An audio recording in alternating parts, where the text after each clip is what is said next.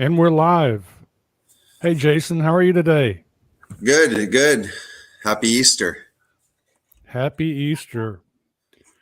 We've got Jason from the Jason John Schwartz channel.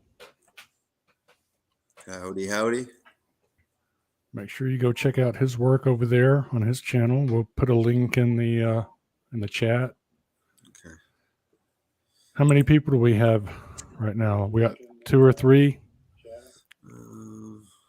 I don't see where's the number. Yeah, you'd have to switch over to the YouTube. I think it's just us and Darth for now. It's late. No one's expecting this one. There's 3 more new people there. Now it's 5 watching.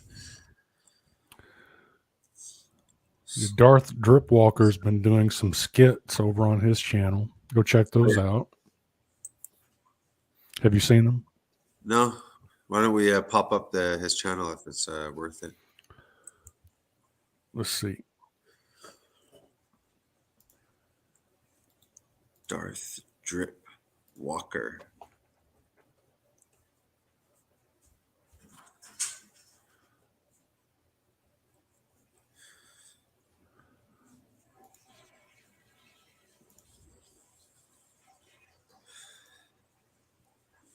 What up, U.S. soldier?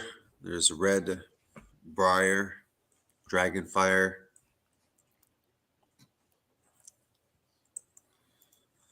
We have 7 people now. 7, good. Yeah, Lucky number 7. Exactly. Thank y'all for showing up. Sound off. So, what's on the menu for this evening? Well, we could talk about anything. I do want to cover some things about Nutrivore. Remember the Nick, the Nutrivore is someone that I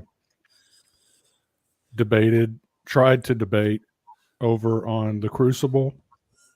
And you remember how he claimed that I didn't make my proposition clear. So he made the entire 2 hours. He wouldn't debate me. He wanted to trap me into this dialogue tree by having me kind of dumb down my proposition into vegans are hypocrites. He didn't want to talk. What I wanted to talk about is the animal suffering, death, and destruction caused by the crop agriculture that produces the items on the vegan menu. And he thought he had this excellent way of preventing us from exposing that by trapping me into this dialogue tree and having me wax philosophical for 2 hours about what hypocrisy means. And so that kind of backfired on him and Vegan Gaze. And so now, as I understand it, Vegan Gaze had actually promised to make a crop deaths video for me, but I think she's actually chickened out on that. And I think that Chris Hines is actually working on one. Okay. And is going to air it sometime soon. And I think that she's going to kind of sit with him and kind of take some credit kind of through osmosis. But I don't think that she's actually smart enough to develop anything. And Chris Hines is smarter than Vegan Gaze, but he's definitely not smart enough to cover all of the facets that make up the disco ball that is the death and destruction caused by the crop agriculture that produces the items on the vegan menu. Yeah. But I've got a clip of him. Let me see if I can pull that up, where someone asked him, this was before the debate, someone asked him about my proposition, and he would not answer the question. In fact, all he wanted to do was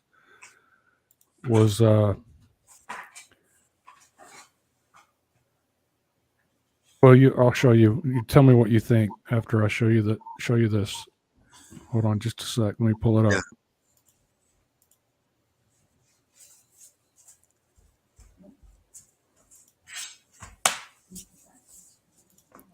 Okay, can you see it?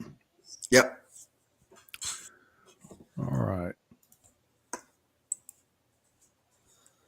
Okay, so do you see this right here? It says, "So what is Garland's debate proposition?" Right there in the chat. Highlighted. Anna Sure. Lawson asks, "So what is Garland's debate proposition?" And this right here debunks the idea that he had not considered my proposition beforehand.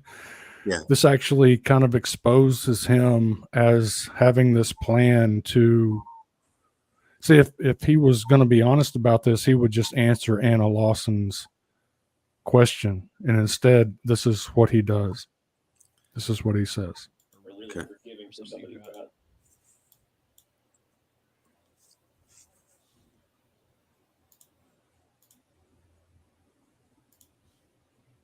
It's my sort of memory issue. What's the Garland farm debate proposition? It's horse shit. It's horse shit. The debate proposition is horse shit. That's all you need to know, really. Yeah, And that's all he said. Deep thoughts. Yeah, so he had one of his subscribers, ask him an honest question: what is Garland's debate proposition? Yeah. And he says it's horse shit. And then and this was, some probably a week, 2 weeks before the debate. Yeah. And when the debate finally gets here, we all set aside time for the debate. The Crucible has set their team in place to air the episode. So it's pretty major production going on. And then all of a sudden he wants to clarify, what did I mean by my proposition? Do you mean vegans are hypocrites? Yeah. And so the reason he wanted me to answer the question as yes or no, and I actually did answer the question no. I said no, it's not hypocrisy, it's ignorance. Yeah, I remember. But he would not move on with the debate unless I answered yes to that question. And so that's what I call intellectual dishonesty. Yeah.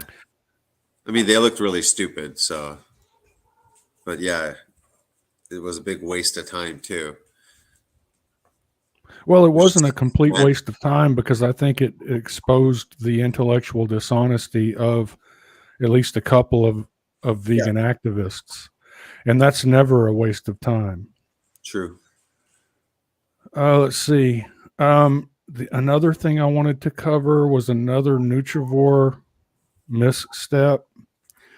I don't think you've seen this. Let me pull this up as well. Okay. All right. You see that? Yep. In today's video, we're going to discuss how vitamin K2 supplements may actually accelerate the development of coronary artery calcification and why that might actually not be a bad thing. So he's saying that K2 supplementation accelerates arterial calcification, and that might be a good thing. All right. He has some really crazy thoughts, this guy, about all of it. Observational research suggests that dietary vitamin K2 intake is powerfully protective against certain forms of cardiovascular disease, particularly diseases of arterial calcification. So what he's talking about now is I'm pretty sure, because I don't think there's any study at all that is referring to MK7. I think he's referring to MK4, but I don't think he mentions MK4 in this entire video. Listen. However, recent randomized controlled trials involving nutritional doses of vitamin K2 in the form of NK7. Okay, so there he's admitted that this other MK4 or this other K2 that's being looked at is MK7, right? Not MK4. Or menaquinone 7, discovered that vitamin K2 actually, if anything, worsens the progression of pre-existing arterial calcification. So now he's saying that vitamin K2. Yeah. But you see the Jedi mind trick here is that he has not mentioned MK4. He's only mentioned K2 and MK7, and the seed that's being planted in everyone's mind is that vitamin K2 worsens arterial calcification. Yeah. Not significantly, mind you, but I suspect with longer follow-up times, there would be a more stark divergence between those two groups. But how can this be? How can a nutrient that is so protective be so ineffective? See, I think he's talking about two different nutrients because you have this umbrella term that is vitamin K2, but then you have all of these different types of K2. And vitamin K2 MK4 is the only one that's been proven to strengthen the bones and the teeth, which means that calcium would not be being wouldn't find itself deposited in the wrong on place. The walls of the arteries. Yeah. And so that's the one that's been shown to actually reduce arterial calcification. Yeah. But now he's referring to a completely different MK2, but he's not telling his audience that he's choosing MK7. the MK2, the K2, which is the MK7, which has never in any study been shown to increase bone strength, teeth health, or decrease arteriosclerosis, calcification of the arteries. Against treating the Say what? This, do you have something you can pop up for the viewers too? Yes, it's all lined up. Yep. Okay, cool. Disease that it's so good at preventing. In this video, I will try to reconcile these two seemingly contradictory findings. Essentially, I suspect that it is precisely because vitamin K2 is actually pretty good at a lot of the things that it's touted as being good at. It's effective at building bone and keeping bone strong. Yeah, he's referring to a different vitamin called vitamin K2 MK4. Yeah. But the study that he's referring to is MK7. That's a completely different chemical. That one has been proven again and again to not escort calcium to healthy bones and teeth. This is because vitamin K2 activates a protein, osteocalcin, secreted by special cells in our bones called osteoblasts. Again, right now he's talking about MK4, and he has not mentioned MK4 in this entire speech. These special cells use this activated protein to lay down and form new bone. I think you can get where I'm going with this. Many lines of I can get where you're going with this, Nick. But can your victims? Evidence suggests that arterial calcification is an active bone-forming process, or at least something like it. So he's saying that arterial calcification is a bone-building process. Okay, it's a bone-building process. But what he's referring to are studies that are focusing on MK7, and again, MK7 has not been found to escort calcium to healthy bones and teeth. If he's a MK4 vegan advocate, why is he even talking about like any of the K2s besides like literally what natto, the fermented soybean, you can get what K2 but MK7, not MK4, right? Fermented. Right. Bingo. So why is he even talking about like? I guess that's why he's concentrated only on. I think what he's doing is he's influencing people, right? He's an influencer. And he's influencing people to believe that developing a certain amount of arterial calcification by consuming natto, MK7, might be a good thing, right? That's what I think he's doing here. Listen. Mediated by osteoblasts or osteoblast-like cells found near the endothelium. This is supported by the fact that atherosclerotic lesions are often found with bone remodeling proteins inside them or around the sites of calcification. It also seems to be the case that vitamin K2 can inhibit the activity of osteoclasts, another type of cell that are found in bone, but they are responsible for breaking bone down. Given this, it would not be expected for vitamin K2 to dissolve or regress coronary artery calcification. Again, he's saying that we wouldn't expect vitamin K2 to resolve or regress arterial calcification, but he's talking about MK7, not MK4, Mm-hmm. which in my opinion is a horrific intellectual dishonesty. Absolutely horrific. As many claim. In fact, all things considered, CAC increases rather than decreases would be more expected with vitamin K2 supplementation. He's not differentiating Yeah. the different K2s. The only K2 that's been proven beneficial to bones and teeth is MK4, and the words MK4 have not passed his lips yet. No.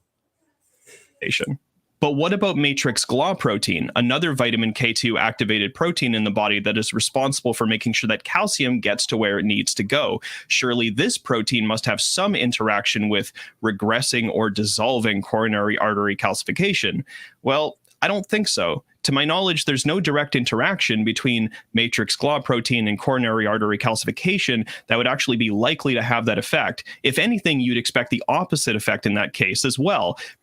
Again, he's still not talking about anything to do with vitamin K2, MK4, which is the only K2 that's ever been proven in any study to benefit healthy bones and teeth. So he seems to be a shell game here. Yeah, he's got like the studies that he's talking about MK4 basically, but he's just grouping it as K2 mentions MK7, so then people are getting the impression that MK7 from the K2 group is just as good for putting calcium in the right spot and all, you know what I mean? Right. He's only talking about MK7, so people are going to be going out searching for K2 supplements. Yeah. And be like, and they're going to be searching for MK7. Yeah. Knowing that calcium isn't going to they're not going to know that MK7 is not escorting calcium to the bones and teeth. They're going to, I think what they're going to get from this is that MK7 is good, even though it is going to be causing a certain amount of arterial sclerosis, right? Yeah. So listen. Because matrix GLA protein helps take calcium to where? You guessed it. Anywhere osteoblasts are doing their job. If arterial calcification is an active process akin to bone formation that is mediated by...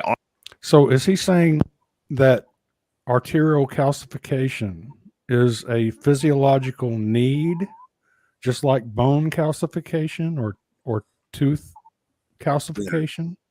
Yeah. Isn't he putting arterial calcification in the same category now? He's saying that is a natural thing, right? Yeah. That's what he's saying, I think. Listen. I think so. Osteoblasts or because matrix GLA protein helps take calcium to where? You guessed it. Anywhere osteoblasts are doing their job. If arterial calcification is an active process akin to bone formation that is... So arterial calcification is an active process akin to bone formation. Is he actually claiming this? Yeah, because it's not the same thing at all. I mean, what kind of trash is he presenting his audience? What kind of garbage is this? This is, in my opinion, this is absolutely shameful. He's kind of making like his own theories. So he's using some science, he's used some big words, but then he's saying that he's using some lies by omission. Sclerosis, like perhaps this plaque and stuff is, well, yeah, there is calcification, and there calcium, it applies to bone, physiology and all that, but it's not creating bone necessarily.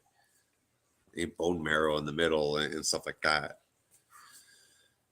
Yeah, creating bone inside your arterial vessel, I don't think is considered an ideal physiological process. No. Well, I guess in their world too, it's like, oh, you need to have saturated fat because there's fat soluble vitamins in there, but at the same time, the saturated fat will kill you.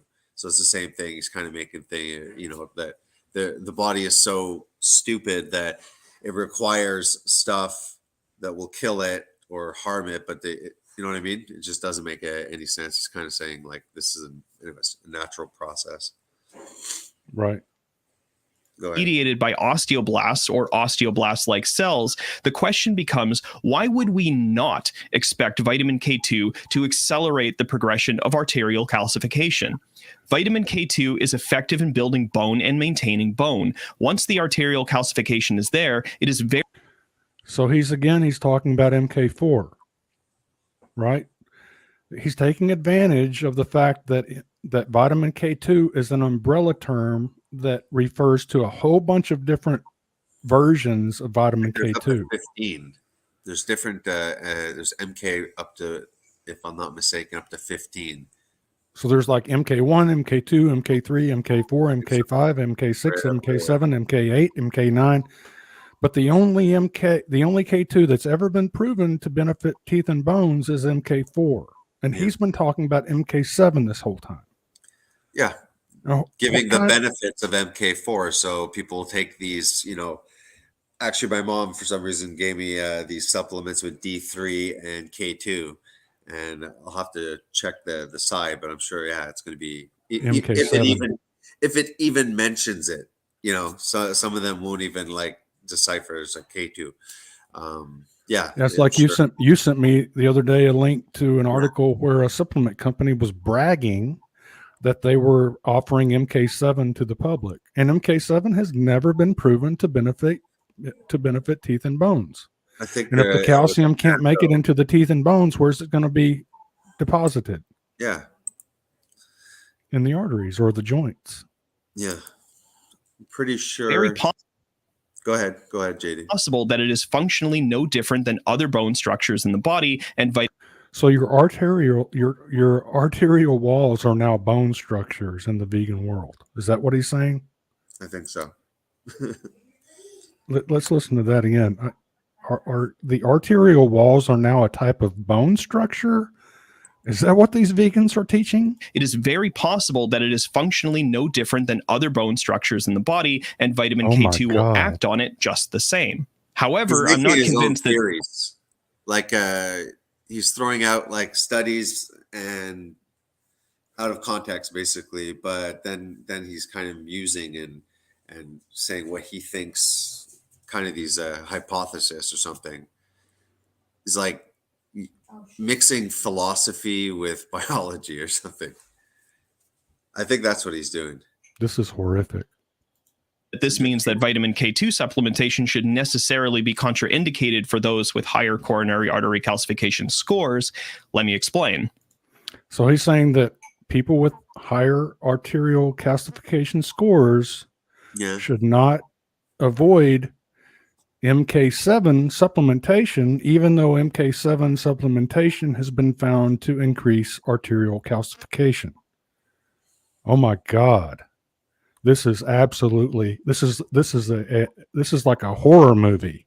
If one has a higher degree of coronary artery calcification, it is very unlikely that one would be able to reliably regress it with any dietary or pharmacological intervention at all, at least not with any known strategy.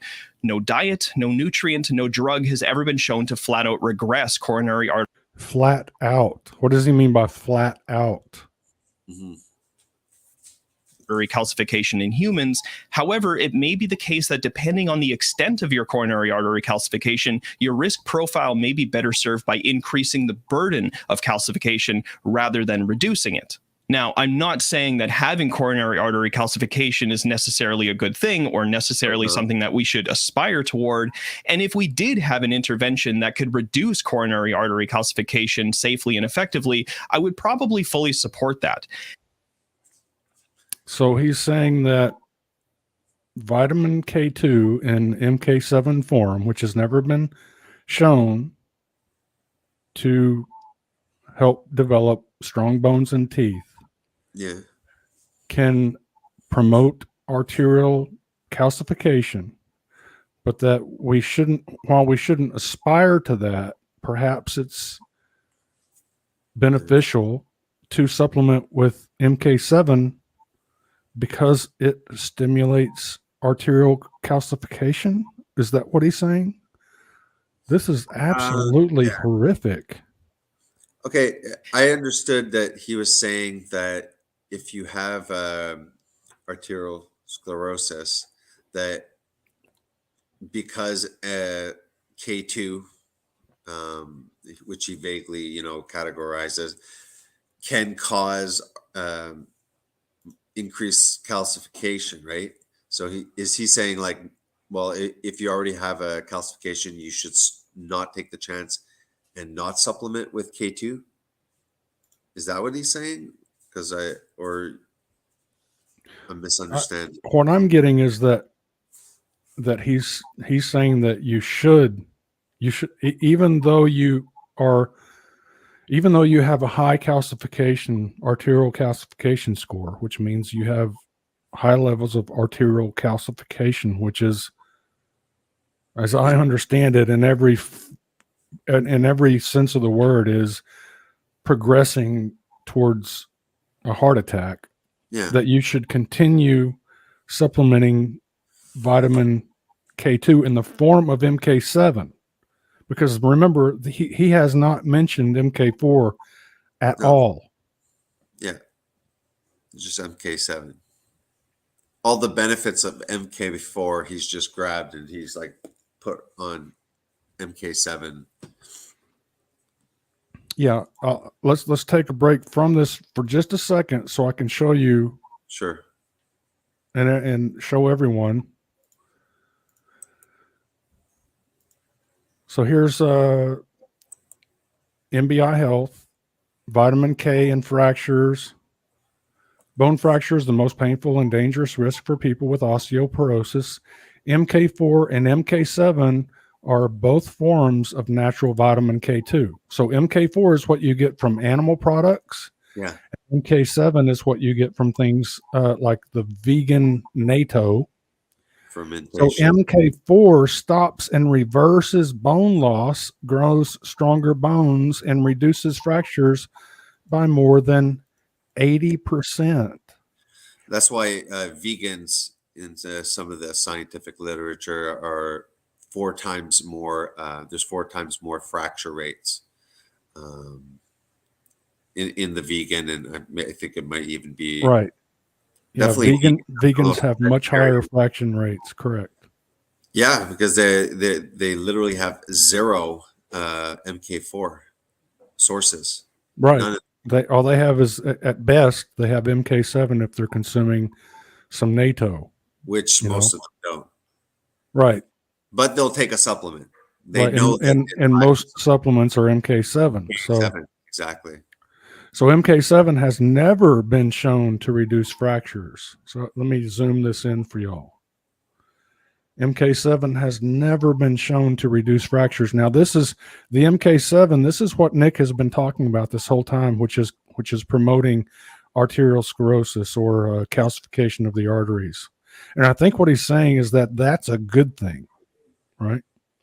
So the use of MK7 or MK4 is supported by more than 25 clinical trials with over 7,000 volunteers. So the science is solid that MK4 will escort that calcium to the bones and teeth where it's supposed to be. Yeah.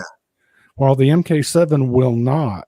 And so if the MK7 is not helping to strengthen bones and teeth, then you could expect that calcification, the calcification that's going to occur because of the calcium that you consume, whether it's calcium or like the calcium oxalate in spinach, is going to find its way into the arteries. Yeah. And I think Nick is saying that arterial calcification is a natural bone. He's saying that our arteries are a type of bone formation. What in the hell? Yeah, it's pretty crazy. But you see this in the plant kingdom. It's like, yeah, we can use a lot of the plant nutrients to a certain extent, but they're always in a different form, right? So you'll have vitamin A, right, in retinol form. We get that in animal food. Yes, you can convert beta carotene, but see, it's not retinol. It's like a precursor that can be converted. Okay, fine. So that's vitamin A, and then after you'll have that the same with D2 as opposed to vitamin D3.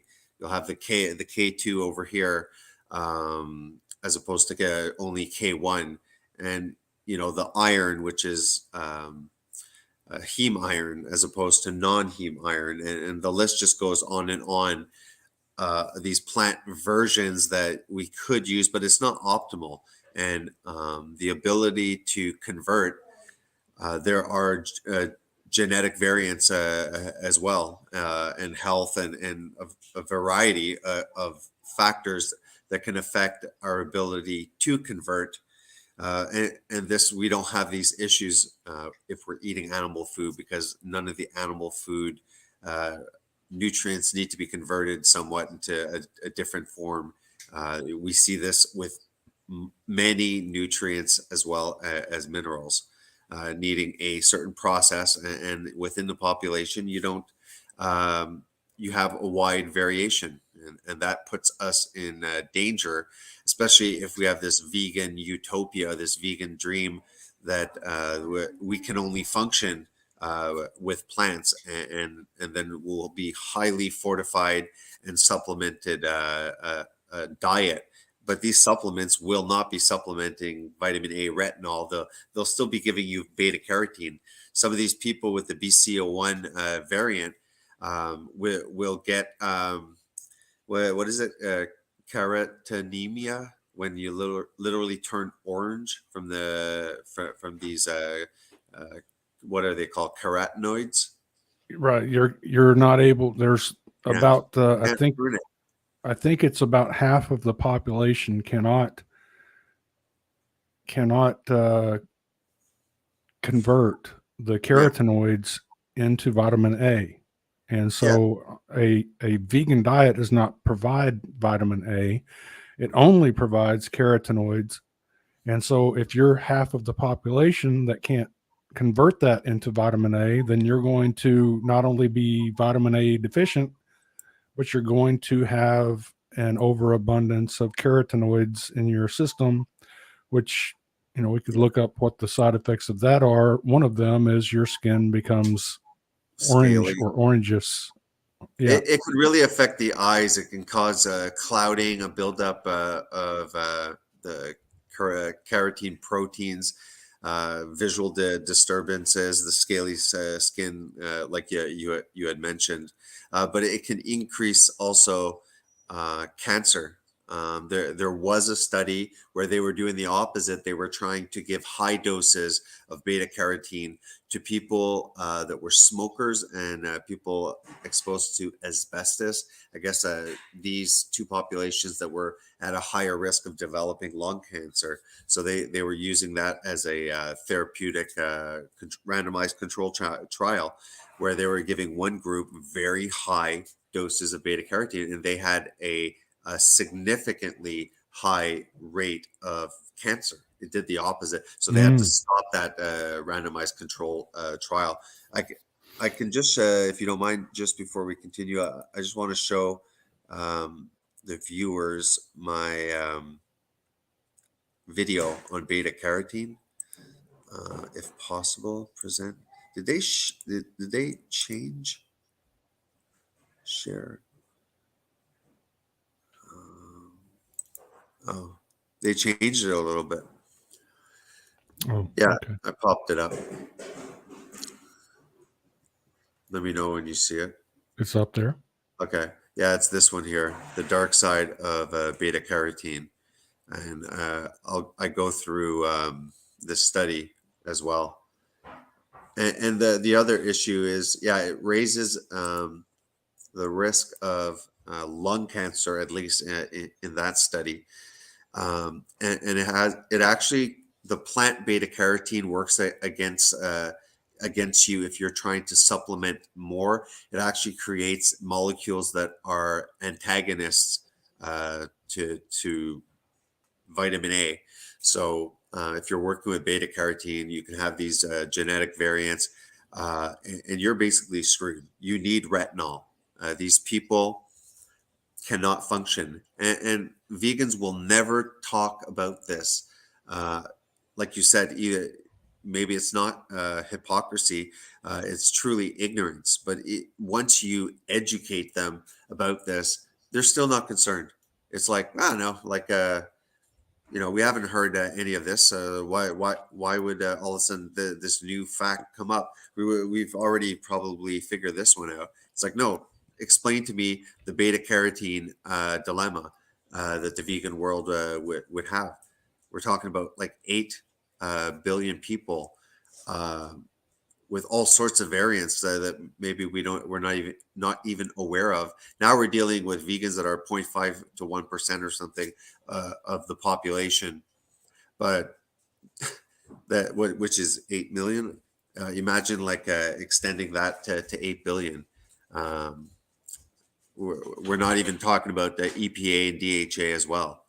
I think it's 80. I think it's 80 million. I don't know. I suck at math. I was saying 80,000. So yeah, whatever it is.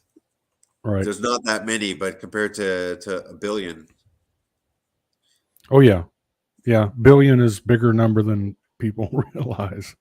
And people would be getting okay. sick. And the fact that they're not, let's say just here, the beta carotene, I think that most conversations you'll have, you can show their ignorance by just asking, like, do you know the conversion rate of beta carotene? And they won't know. Do you know anything about the BCO1 variant?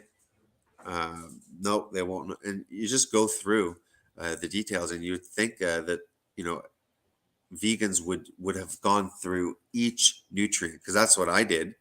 Go through each nutrient and go, okay, how do I cover my bases?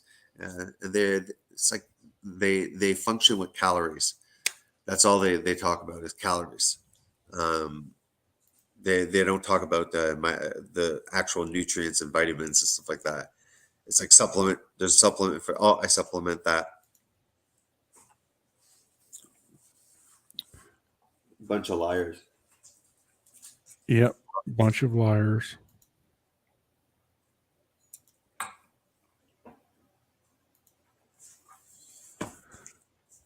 Okay, so AV 80 did million. the math. Yeah, it's 80 Thank million. goodness. Thank you for saving me. Okay, so we're going to listen to more. All right, go ahead. However, currently it is much more complicated than that, and sometimes more calcification is actually better for your overall risk profile. What the hell? Yeah. So he's saying that more arterial calcification is better.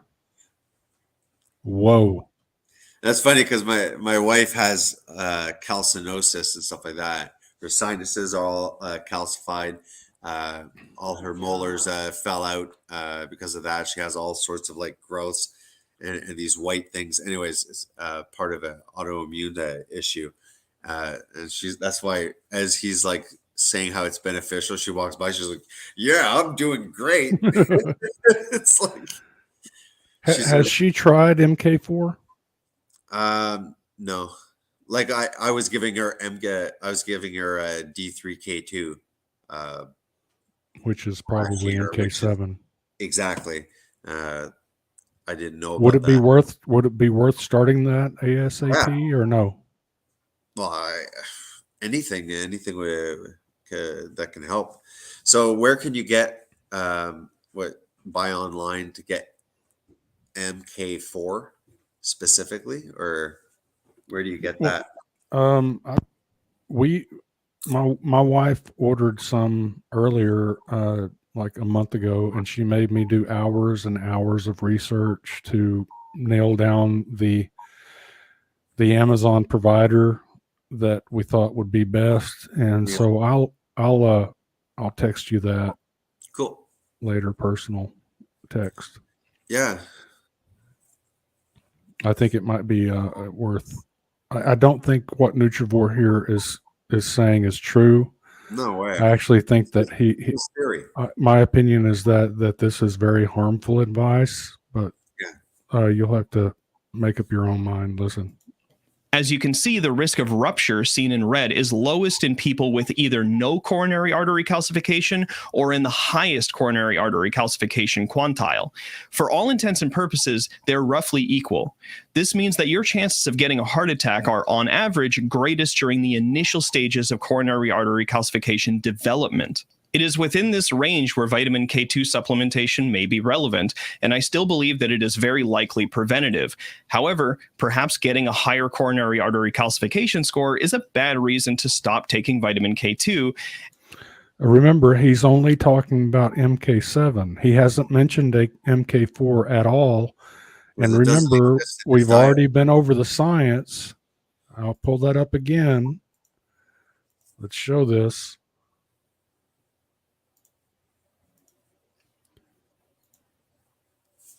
MK4 and MK7 are both forms of vitamin K2. MK4 stops and reverses bone loss, grows stronger bones, and reduces fractures more than 80%.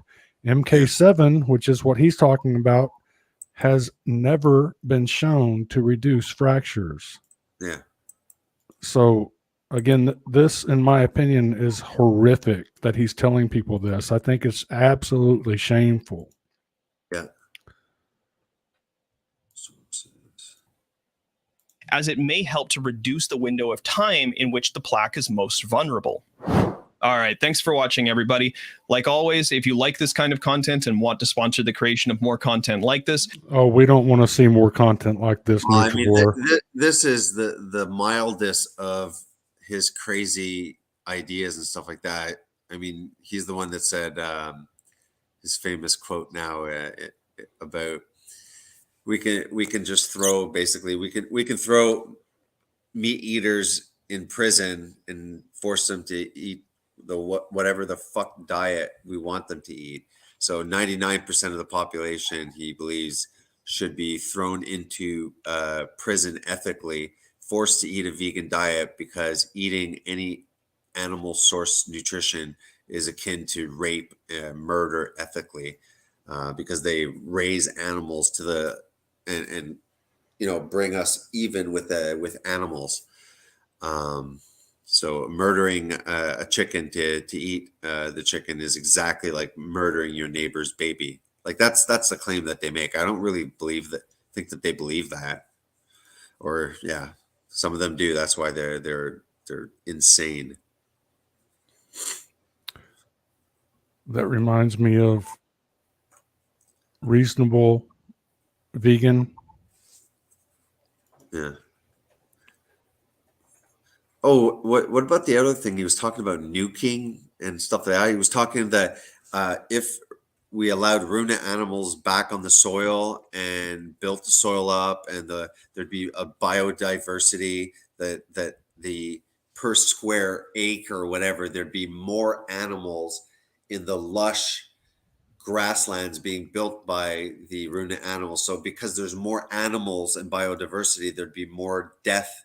Therefore, ruminant animals building soil and biodiversity, and the grasslands growing, it causes more suffering. So that should be known. Yeah, he's saying if there's more biodiversity, then that means more suffering. There would be more predators. If there's more predators, then there would potentially be more suffering. Therefore, it would be better if we didn't have any wild prairie grasslands or any type of natural biodiversity. In fact, we might need to nuke those areas. And the areas that we don't nuke, we should turn into sterile monocrop acreage, so that the biodiversity goes down, and with less biodiversity comes less predation. Less predation means less suffering. Wow. What a wonderful idea. That's crazy.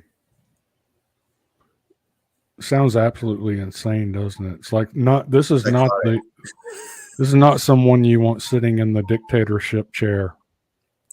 No, not at all. Shows the fallen heart of man.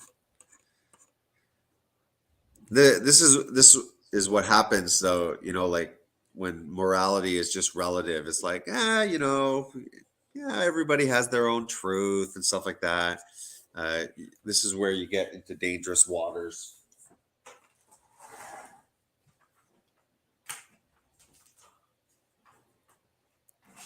I just got to plug in the computer. It's going to die.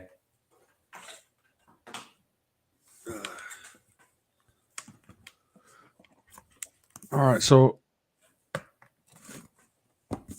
this next thing I'm going to cover is reasonable vegan. Go ahead.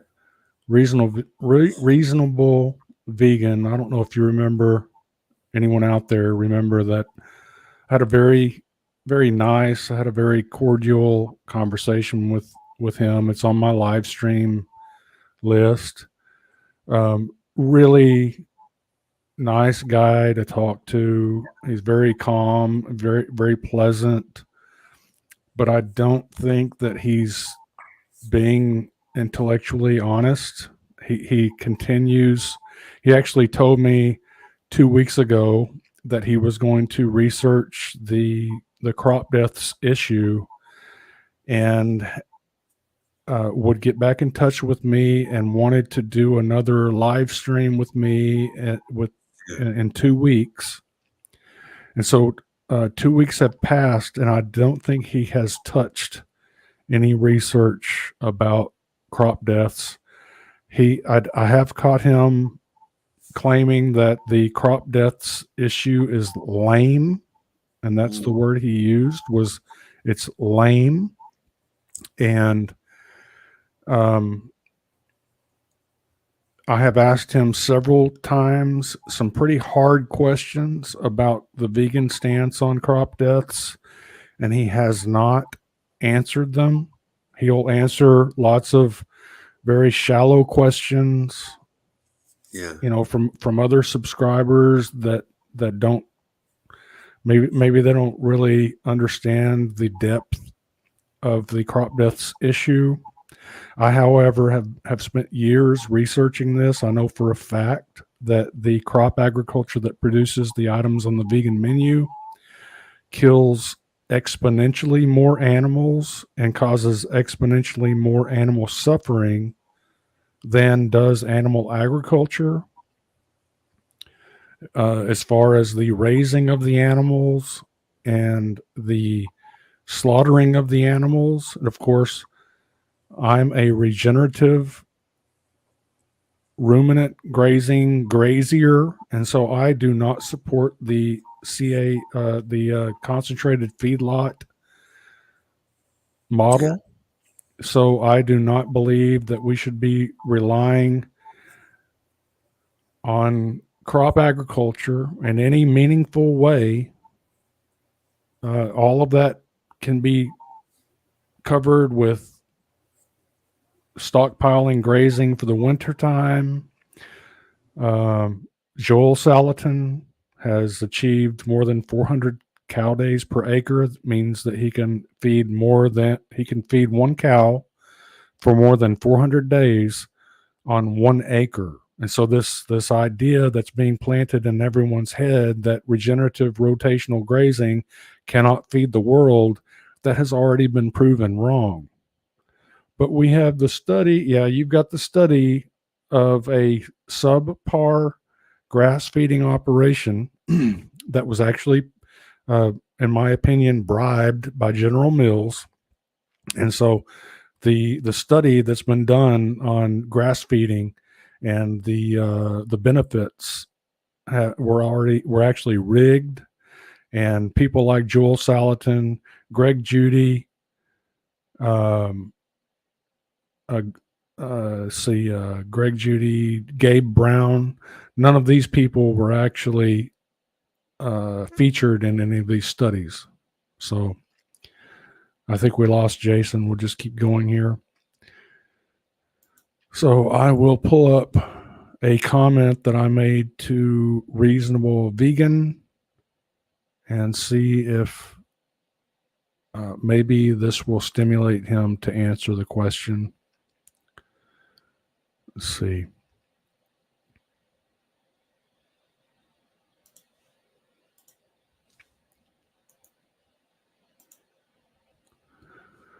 So I'll probably actually do a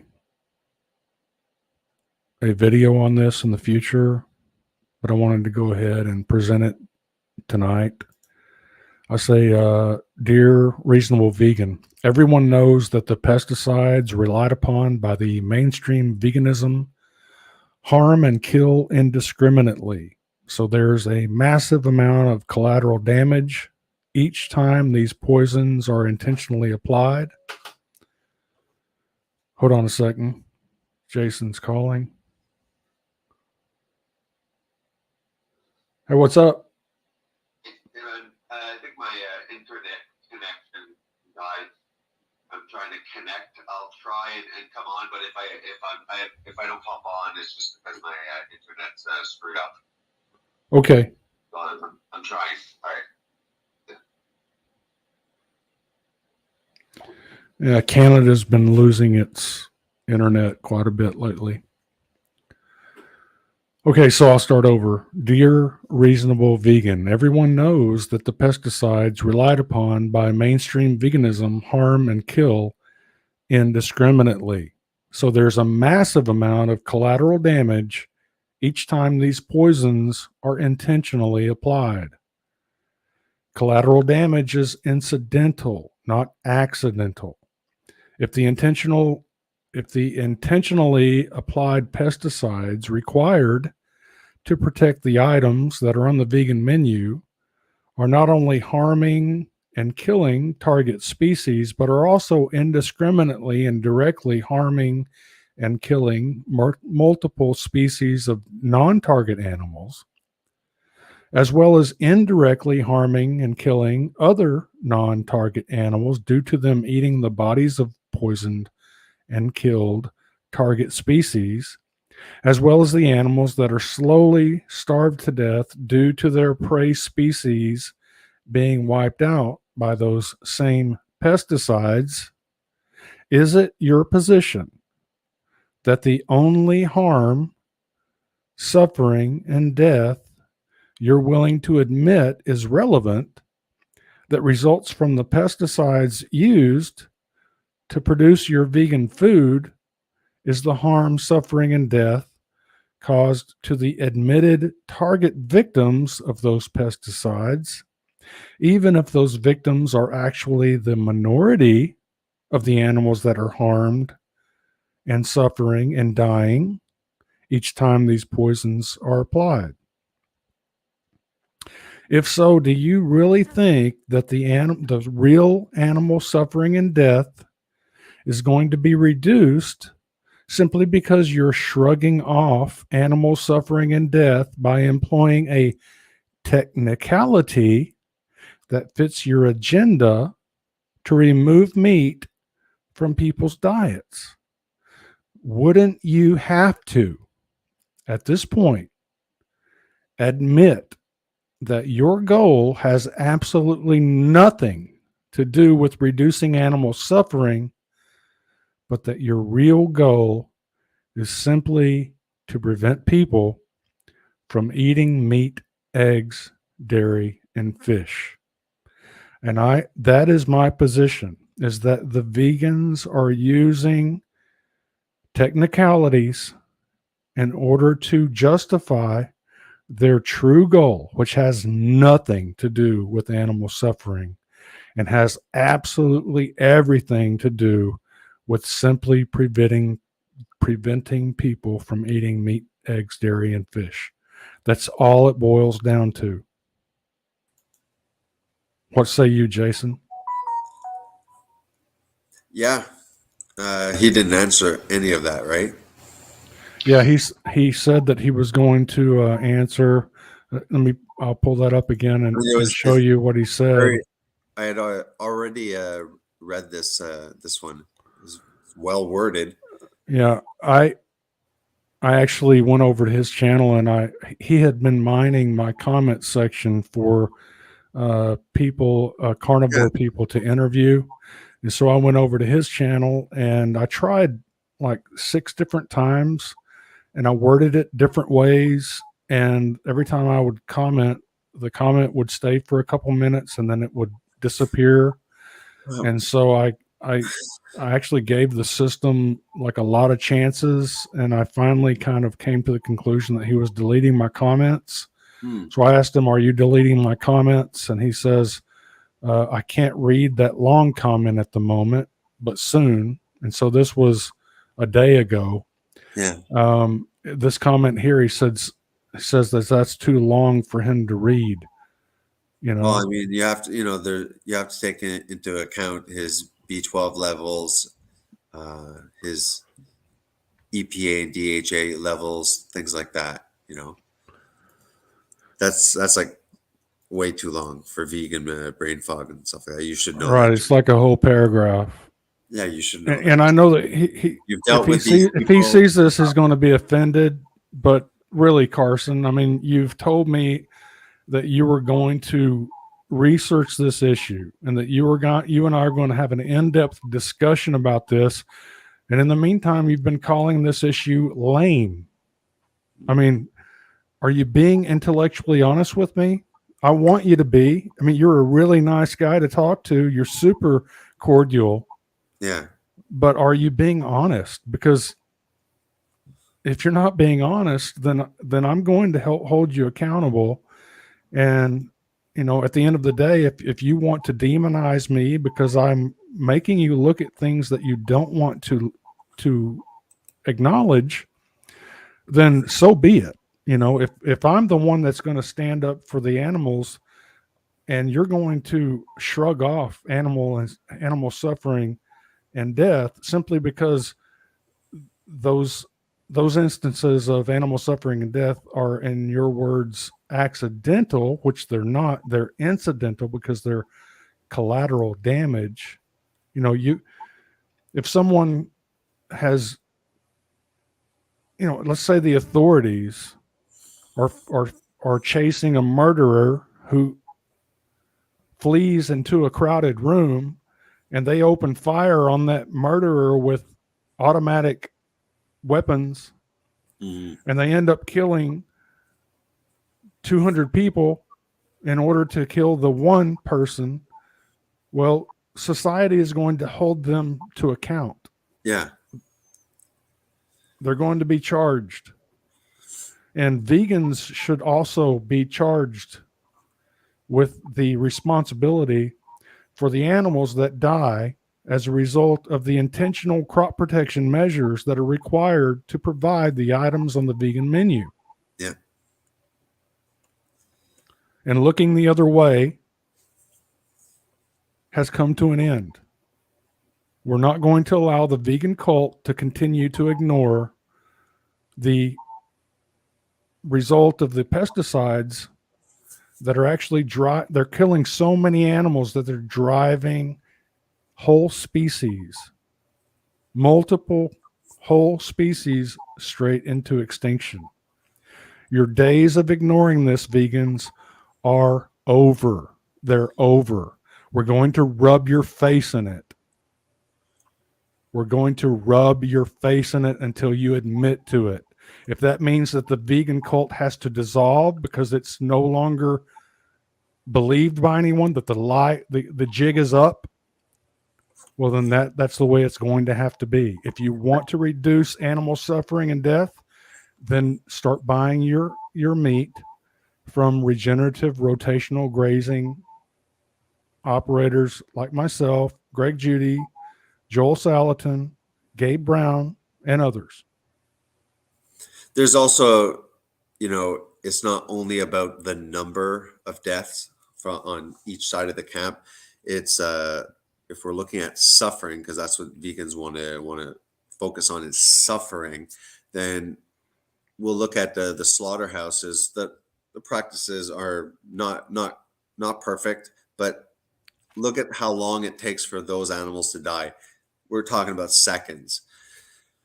with the vegan side that they don't want to acknowledge, you have animals suffering over days and weeks sometimes, and it could be extended to months. I'm sure if you would look, more, if people would acknowledge it and study it more.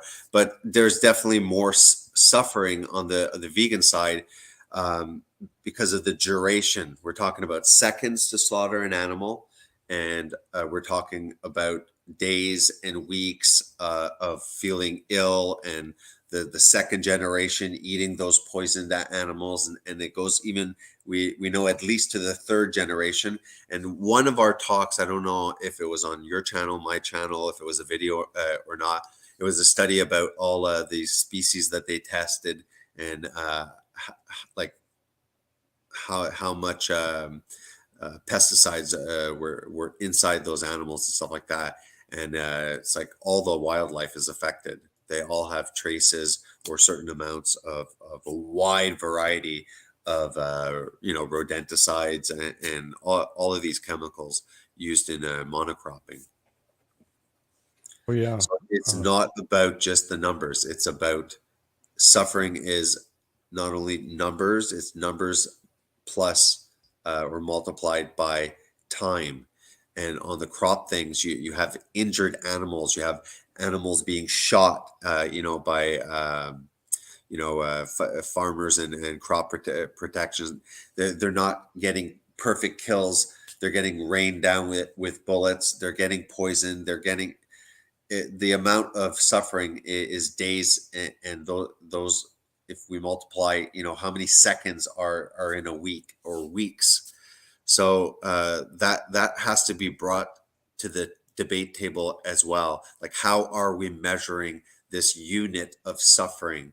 Because on the side of the vegan menu, there is days and weeks of suffering before death occurs. And that has to translate into the math that they call suffering, the suffering scale. Yeah, go ahead. Yeah. Well, they try to use the suffering scale whenever the animal agriculture. We keep track of every animal, and so we count them. We make sure that their deaths are quick and as humane as possible. Meanwhile, the crop agriculture that produces the items on the vegan menu, they spray out these poisons that kill all animals indiscriminately.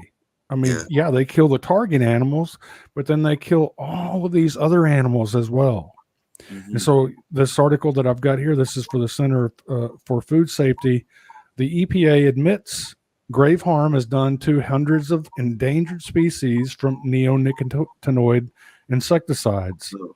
And the vegans will say, well, that's because of the cows. No, cows don't eat things like fruit. And all of the fruit orchards are using these neonicotinoid insecticides. All of the vegetables, cows don't eat vegetables, are using these neonicotinoid insecticides. Not to mention the fact that 90% of the soybeans are processed to extract the oil, and 100% of that oil goes to human consumption. And so these ongoing, this long list, this long string of vegan lies in order to try to win by technicality really exposes the vegan cult as not caring at all about animal suffering and death. And it's really a very sinister and misanthropic desire to remove nutritious animal foods from the human diet. It's horrific what they're trying to do. It's actually in my mind, it's terrorism is what it is. Vegans are terrorists, in my opinion. They like Jeffrey Phillips said, he just brushed off regenerative farming. And it's like it was like, okay, Jeff, you want to make the whole world vegan. That's possible in your mind. But us saying, stop feeding that crap to the cows. Just let them walk around and crap and eat the normal grass that is useless to us. So that's impossible. That's a pipe dream. It's like, what are you talking about? As if like the grain fed models existed for, millions and millions of years. The grains, it's like stop feeding grain, go with, like regenerative farming, build up the topsoil.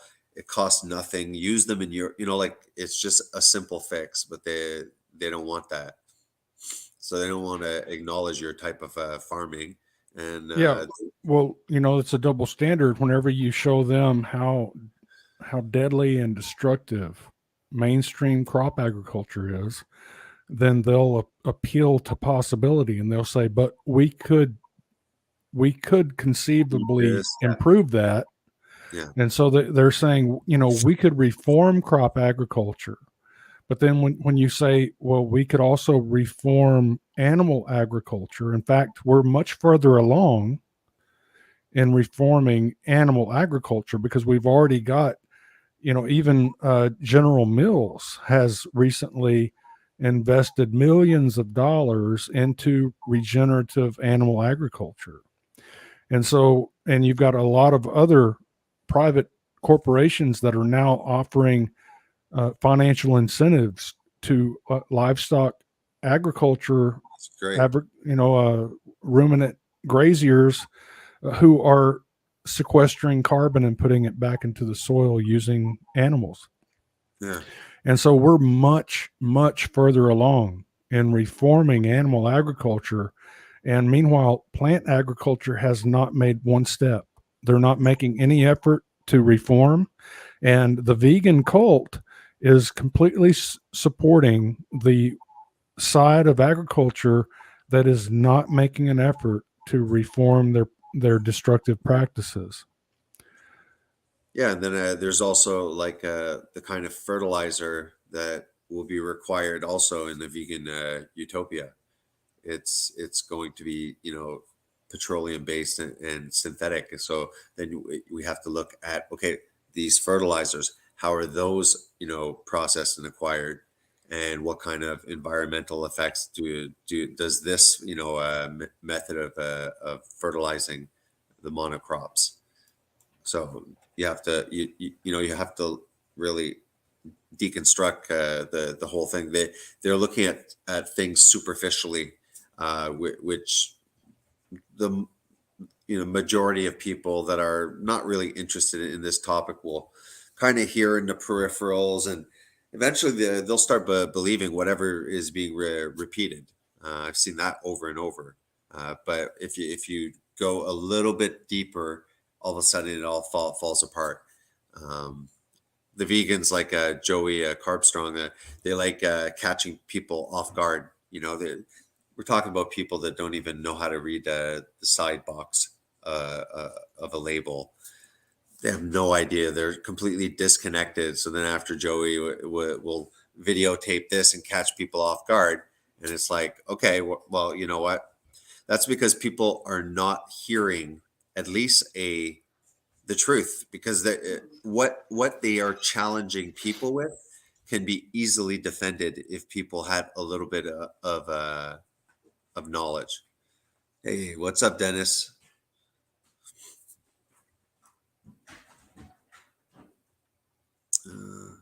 There's some good comments here. Also, JD, I'll read some of the comments. Let's go up from the start. We got Darth that was here earlier, throwing back and forth some Star Wars jokes. We had Dragonfire, Red Briar.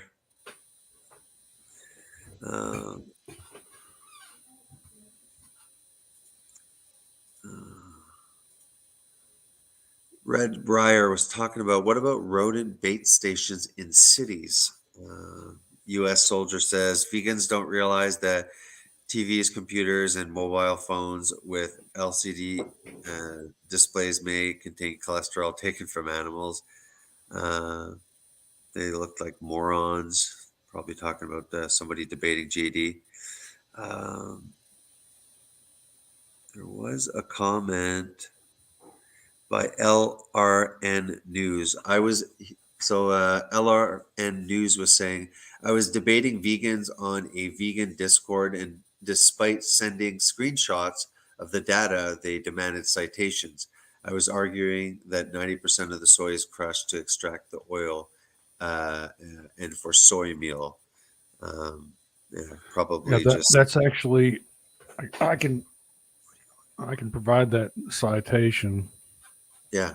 If you want to email me at jgarlandranch@gmail.com, I will send you the it's actually even the vegans' own sources admit that over 92% of all soybeans are processed to extract the oil. So JD, yeah, just continue. Give me a second. My wife lost something. I'm just going to help her for a second. okay. Okay. While he's gone, I will show you one of the things that are going on in order to provide the items on the vegan menu, and that is in Florida. We have lots of phosphate mines, and those phosphate. You've got three main nutrients that are required for the crop agriculture that produces the items on the vegan menu.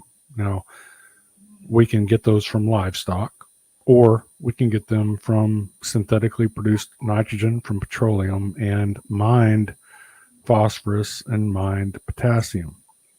So this is the mined phosphorus in Florida, and this is one of the examples of what's happening as a result of that. A Florida company kept a dangerous secret from the public for 3 weeks.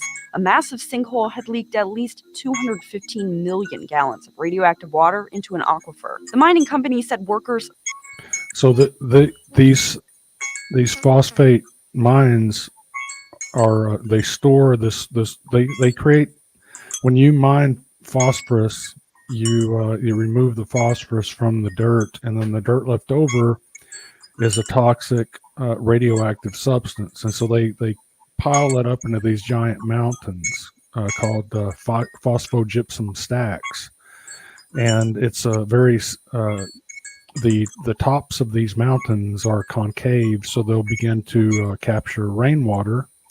That rainwater is not only radioactive, but it's also acidic, so it begins to eat a hole like a drain hole in the middle of the reservoir.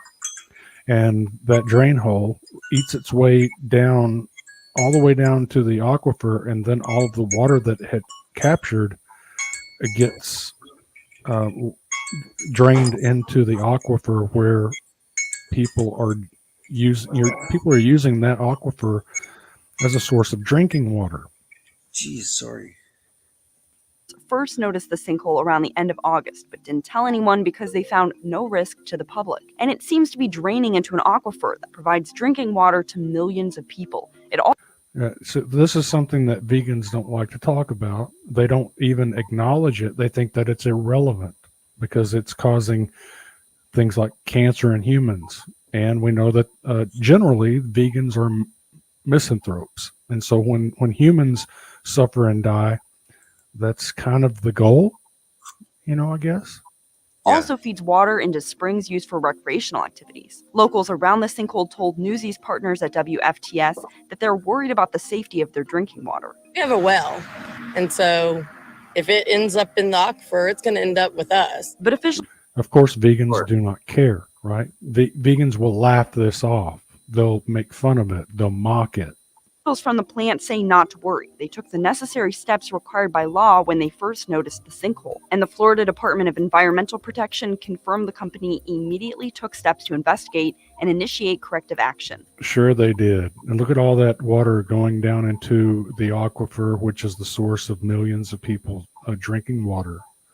JD, I missed the start. So how does this tie in with vegans and stuff like that? Like what's the cause of all this? Because I was upstairs looking for something. Okay. A Here. Florida company kept a dangerous secret from the public for 3 weeks. A massive sinkhole had leaked at least 215 million gallons of radioactive water into an aquifer. The mining company said workers first noticed the sinkhole around the end of. So this is, you look at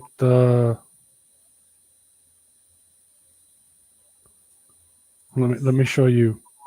So this is a fertilizer company that. Yeah, this is you got. Let me show you real quick. NPK. Yeah.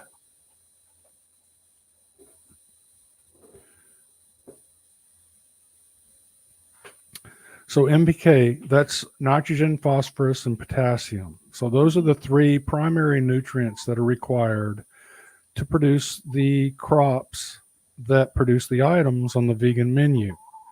And so normally you could just get those from ruminant animals like cows, like the Gabe Brown model, where he's married animal agriculture with crop agriculture, and so he's not having to use any external NPK supplements for his soil. He's just allowing these animals to fertilize his soil with their urine and their manure. Just wanted to add about the phosphorus. So here you have phosphorus. That's one of the big three nutrients. Yet I have an article that I've shown with you about these pigs that have been genetically altered to produce less phosphorus in their manure. Something with a enzyme or whatever. But anyways, the pigs are genetically modified, and it's not being used as fertilizer, any of this. So it's so backwards. It's so weird. You know how it's like, yeah, we're not going to use the manure, but we're going to mine this stuff, and we're going to create all sorts of environmental destruction. We'll have environmental issues because we're trying to contain the manure instead of using it. And on top of it, because we're not using it, we're going to go destroy with other mining processes for mining or creating synthetic fertilizers. All right, go ahead. Yeah. So one of those, the NPK, one of those is the phosphorus. And so if you're not going to use animals, which is the natural cycles, the natural way that soil is enriched, then you're going to have to, the nitrogen is going to have to come from petroleum, and these factories that produce ammonia that are creating more methane emissions than three times more than all of the other industrial production in the United States. And that's just here in the United States. You've got that same thing going on in Canada, same thing going on in China, same thing going on in Australia. Every country has got these mining operations and these synthetic nitrogen operations, which are causing environmental havoc. And you've got vegans out there that will say, well, I'm only interested in the animal suffering. I'm not really interested in the environmental havoc that the vegan diet causes. What the hell do they think? Where in the hell do they think that animals live? Wild animals. Yeah. They live in the environment. So if you're going to shrug off environmental destruction, then you're shrugging off major amounts of animal suffering and death. It's shameful that these vegans will play that game. And it really exposes them as nasty misanthropes. But the majority of people, you see, this is the issue. The truth, if you go a little bit deeper, that you're trying to talk about, it isn't given a platform. So the vast majority of people will just hear these headlines about experts say. It's very, repetitive. And then that's where you get into the realm of scientism, where, we live in a very secular society now, but they still act in a way religiously when they start saying like, oh, I trust the science. And what they're basically saying is I trust whatever the social media and headlines say that experts in science is. And to them, that's as deep as they just blindly follow the science. Well, they don't follow the science; they follow the scientism, which That's is it. basically a Exactly. type of, Religion. it's a brand of authority worship. And so, Yeah. the the the side of the aisle that represents their ideology, they'll worship those authority figures and the lies that those authority figures are spewing. Yeah. Science, they have no room for. They don't give a shit about science. No. But that's what the majority of the people say. They'll be like, "Oh, I trust science," and it's like that is just, blind faith. If you got it, you got to take it, and you're like, because we saw that over the last 3 years without getting into details like the science. I remember Neil the Ass Tyson said at one point, I'm sure it's still on YouTube. He goes, "We're there's a big experiment, a big social experiments occurring," and they're like, "What is it?" And he's like, "Will the people trust the scientists?" or something like that. That was right at the start. Neil deGrasse Tyson said that right at the start of the pandemic, and it was like, yeah, exactly. Well, the big test failed miserably because everything that common sense and logic and intelligence within the population would say this, and then they'd say no, the science would say the opposite, and all of a sudden this was a conspiracy theory. All of a sudden the science is saying exactly what that conspiracy theory was 6 months ago, and it just kept on going like that. It's like the vast majority of the people were way ahead, asking logical questions, and the media just like spinning everything, and then the science acknowledging in retrospect acknowledging, and that's it, right?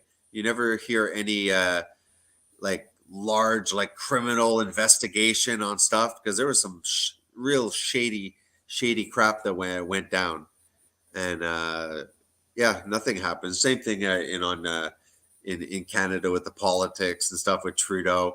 It's like you hear a headline, "Oh yeah, finally they're bringing him to court somehow," and I'm like, yeah, whatever. Nothing ever comes of any of this crap, and it's pretty much, I think, in the United States, very similar. Without getting too much into politics, I'm just talking as a Canadian watching. So I made a bet with one of my colleagues that these 34 counts against Trump, I said they're all going to like just dissipate. He's going to be innocent on all charges. My friend says that he's going to be guilty. So what's happening in the United States with this Trump case? Or do you want to not talk about politics? I'm just curious. Well, yeah, you can talk about it. I actually have divorced myself from From it? politics. I do observe what's going on, Yeah. but I see the whole thing as theater. Yeah, Both sides are, political theater. yeah, the whole, I mean, if you go back to the Trump administration when this whole pandemic exercise started, Yeah, he's the one that started the warp speed program, which was let's develop a vaccine in a couple months, and normally vaccines would take 6 to 10 years because there's lots of safety testing that needs to occur. We were dealing with a virus that I think had a survival rating of somewhere around close to 100%. So I don't think that all of the lockdowns, the lockdowns are still the effects of the lockdowns still haven't been fully realized. Even the UN is still predicting a global famine as a result of the food that's not been produced over the last few years, and so there's a bit of a lag between the time that those crops and even meat and eggs. You've seen that some with the eggs. Now they're claiming that bird flu is going to be the next one, and they're claiming that bird flu is transferring from birds to mammals and from mammals to humans, and so we're going to have to get rid of animal agriculture because of bird flu. So I don't think we've seen the end of this, and I think that people like me and others who are blowing the whistle on the Great Reset. I don't think that you've ever heard the term Great Reset come out of the lips of Donald Trump. And I think that if he was a true leader, then I think that you'd hear those words. I really think that he should be warning people about people like Klaus Schwab. I think that if you Google Klaus Schwab and Donald Trump, you'll actually find lots of photographs of them shaking hands and palling it up. Well, So I was I about to don't. say that. I was like, oh yeah, I've seen Trump, but I'm not talking whether you're pro Trump or not. Like you were saying, an outside observer, because that's also what I am. Do you think I'm going to lose my money, or do you think I'm going to win the $20? So the bet's basically, I think that all of these charges, he's not going to go to jail for any of them. And my friend says, well, at least on one charge, he's going to get it, so that's the bet. So No, here's my prediction: do I lose my money or do I get it? Do I win the No, 20 yeah, bucks? you get your money, but that's Okay. not the end of the story. Of course. What I think is going to happen after that is that he's going to be reelected. He's going to become U.S. president again, and then after he's president, then that's when we're going to have like another pandemic, and then he's going to lay down some really damaging, lockdowns and everything. And because he's garnered all of this trust from the public, because he's been tried and true, then he's going to enact a bunch of Orwellian policies. He's going to lock us down, and a lot of people that look at him as a savior are going to run out and get all the boosters. They're going to run out. They're going to do whatever he says. There's a lot of people that believe in this false dichotomy of the left versus right. There was a time in the past where the left versus right paradigm was actually, it had some substance to it. But now you can see, look into what a rhino is. Rhino is Republican in name only. And so we've got a major portion of the Republican Party in Washington, D.C. that's been infiltrated by the Democratic Party and the liberal WEF operatives. And so you've got a lot of what would normally be, if everything was on the up and up, then yeah, we could vote Republican and we'd get our ass out of this problem. But the problem is that when you've got Donald Trump, which is rubbing shoulders and elbows with Klaus Schwab and the WEF. Look into Google this. Google what is his daughter's name? Ivanka. Look up Ivanka Trump, World Economic Forum, and you'll see that she's actually been tasked by the WEF to help us transition into a world, to help us find jobs in a world that's been taken over by artificial intelligence, AI and stuff. And so she's helping the transition into the Great Reset. And so if you're for the Great Reset, then the Trump family is a perfect choice for you to choose to be your leader. But if you're not for the Great Reset, then it doesn't make any sense for you to be supporting Trump, regardless of the theater that's going on in Washington, D.C. That's a bunch of BS. It's theater. Why can't people get that through their heads? I thought that looking again as a Canadian, what's his name? DeSantis. I thought he might be I thought he might win as a choice to run for president. compared to Trump. Yeah. One of my best friends is Scott McTeer, who actually got me that job. He hired me. He subcontracted me to develop the nutritional program for the men's basketball team, Duke University, back in 2000. So that was a long time ago. They won the national championship after that. However, his father was the president of the Federal Reserve Bank in Dallas, and so he was being considered as the new head of the Federal Reserve. Mm-hmm. And so I had lots of long conversation with Scott about that issue, and I, asked him some questions, and I came to the conclusion that he wasn't actually an insider. And I told him that your dad's not going to be chosen. He's not going to be chosen as the head of the new head of the Federal Reserve because he's not one of them. Mm-hmm. And there's even a video clip that I could look up showing George Bush Jr. being asked about his dad. Last name McTeer. Look up McTeer, President, Federal Reserve Bank, and you'll probably, I can't remember his first name off the top of my head, but you'll see Bush saying, being questioned about, are you going to appoint McTeer as the head of the Federal Reserve Bank? And Bush Jr. says, well, I'm aware of his talents. Yeah. We'll see, kind of thing. And of course, it wasn't going to happen because he's not part of that tribe.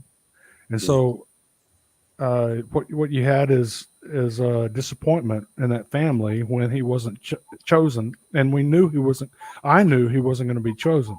Yeah. And so now we're decades later, and we're still playing those same games where people who are involved in the system and are being like, and I'm not saying DeSantis is part of the system or not part of the system. As far as he's concerned, my jury is still out. He is one of the only U.S. politicians who are exposing the World Economic Forum and their misanthropic agenda. And so I have to give him credit for that, although he should be doing it much more often than just here and there. He should be doing it every day. Like just from what I see, he seems to have a good reputation, and he seems to govern Florida well. And you have some of the headlines, the kind of like where he said, Florida is where woke comes to die, kind of thing. So yeah, I think he seems I like him more than Trump, let's say, as a choice for president and stuff like that. Yeah, I think that the pressure would be on if he was to, like, if DeSantis was actually to run for president, then the pressure would be on. It would be difficult for him to go along with the WEF program because he's been speaking out against it. Trump, on the other hand, has not been speaking out against the WEF program. I don't know that you could ever find video or audio of Trump talking negatively about Klaus Schwab. No, I think he's the WEF avoided it completely. But right. By the way, Canadian politics is exactly pretty much. I mean, everybody knows, like, it's like pretty viral on YouTube. How Trudeau and at least the Liberal cabinet is like extremely influenced by the WEF, but I really didn't pay attention at all to any politics until the last kind of 3 years. Kind of woke up and started looking at stuff. I think that the same thing's going to happen. It'll probably be a switch to conservatives. Which is equivalent to Republicans, I guess, right? We call it. Have you heard of black box voting? No. Okay. Well, there was a woman is a woman. She's still working hard. Her name is Yeah. Bev Harris, Bev Harris, and she's published books. She's put out documentaries. It's been proven in a court of law. It's been proven by Bev Harris with camera showing these experts. What has been shown is that our election process has been co-opted, and now we're voting on these electronic voting machines. And these electronic voting machines are run on proprietary software. And so that is not how an open democratic process occurs, where you're operating on proprietary software. That means that no one that's voting is able to examine this software for fraudulent programming. And Bev Harris proved that there were Bluetooth capabilities and the like that were actually manufactured in the hardware, which proved that the hardware and the software were actually produced with the intention to manipulate the vote count. And so what she found was that the vote count was being flipped 51-49 in favor of their preferred puppet. And so what they do is they end up promoting their two preferred puppets up there, and they try to create a very divisive political environment so that the natural divide is somewhat 50-50, and then they flip the vote 51-49 in favor of their preferred puppet. And both sides are puppets, but regardless of which one gets in, both are prepared to tote the WEF program. And so what's happening is that our democracy has been, I'll say our republic, our democratic republic, the democratic element of our republic has been hijacked. And so this idea that we can vote in, like I know a lot of people that have moved to Texas from Canada. In fact, one of my biggest customers, whenever I was getting my meat business started, was actually a family that moved here from Canada, partly because they wanted to buy my meat.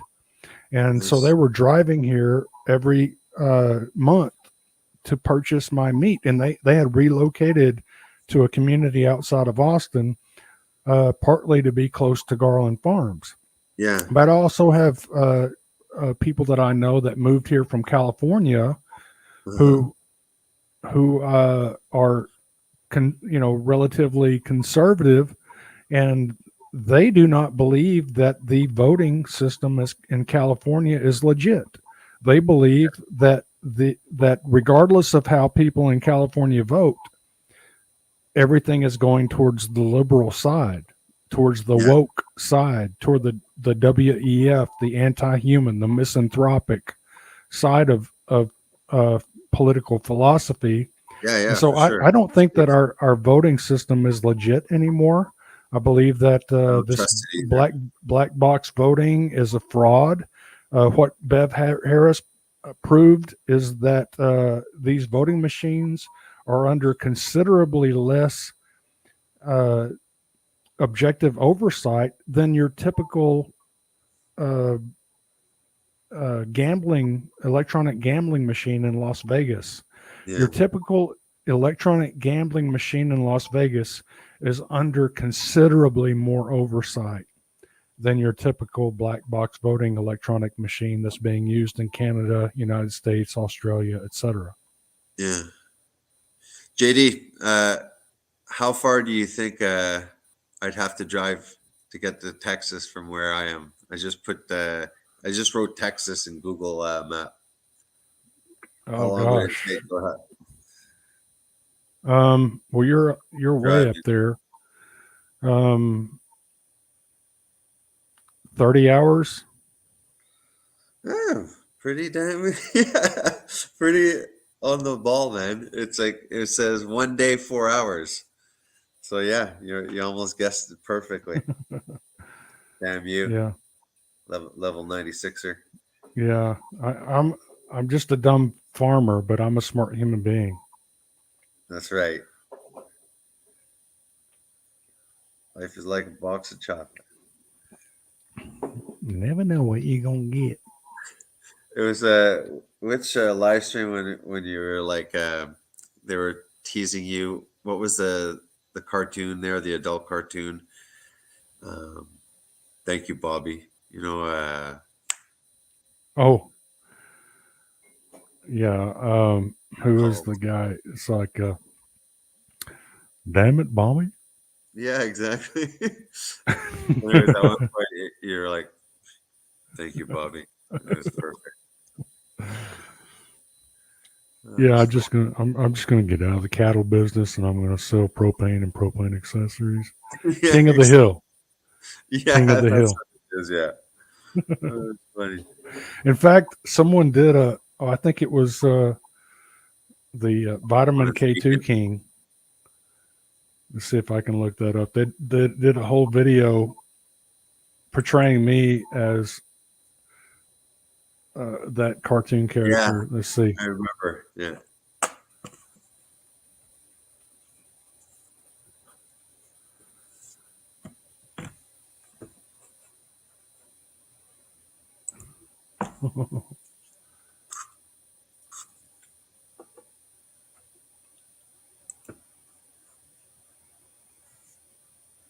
I actually laughed really hard when I saw that. Yeah, it was good. Because it's rare that vegans actually have a good sense of humor. So Okay, here it is. I got it here. I'll pull it up for you. Oh.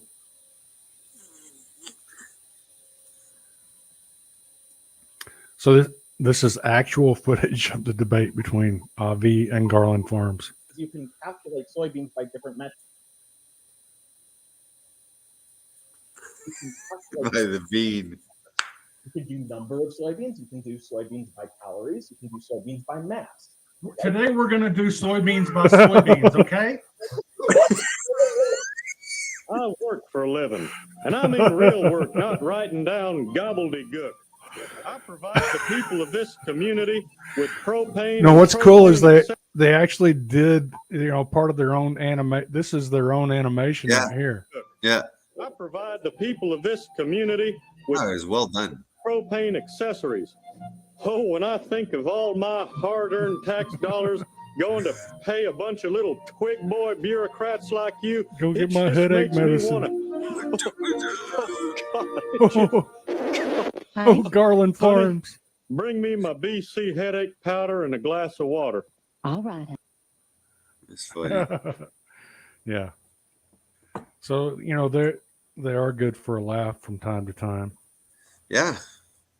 Yeah, because usually their comedy it's funny because it's not funny, but it's funny to watch them think it's funny. Damn it, Bobby. Quit eating those God-forsaken soybeans. By the bean. By the bean. Oh, that's funny. Did you see that when Vegan Gains was making fun of me? Yeah. Yeah, that was classic. Well, you told them off at the end, right? Remember the end of the debate? He popped on when there was they were allowing people to come on and ask questions. Supposedly, you're going to debate him. His debates are horrible. They don't go in. Yeah, I've not heard anything from that. I think what probably happened was, they approached him with that. Do you really want to debate Garland Farms? And I think he said, hell no. Yeah. And so, I don't think it's going to happen. At least it won't happen on the Crucible. No. maybe I'll be able to talk him into it at some point, but I don't think that he's got the balls. I really don't think that he's brave enough to get destroyed like that. Yeah, probably not. The only debating he does starts with MS. Here, I've got a. Well, that's a long one. I'll play you part of this video here that I made featuring him a while back. I gotta go in about 10 minutes. Okay, JD. Okay. Veganism has nothing to do with health or nutrition. It's not a diet. It's an ethical belief. It's the belief that we should seek to exclude, as far as possible and practicable, all forms of exploitation and cruelty to animals for food, clothing, or any other purpose. Do you know what vol damage is? So, no, you clearly weren't vegan because you didn't hold these beliefs. You were only following a plant-based diet because you thought it was ideal for health. That's not veganism.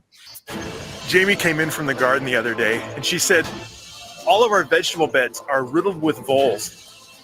And I said, honey, what's a vole? So, John, clearly you were never vegan. Stop making up this lie. Somebody who was vegan and actually held those ethical beliefs wouldn't go back to murdering animals. Hey, it's Jeff here.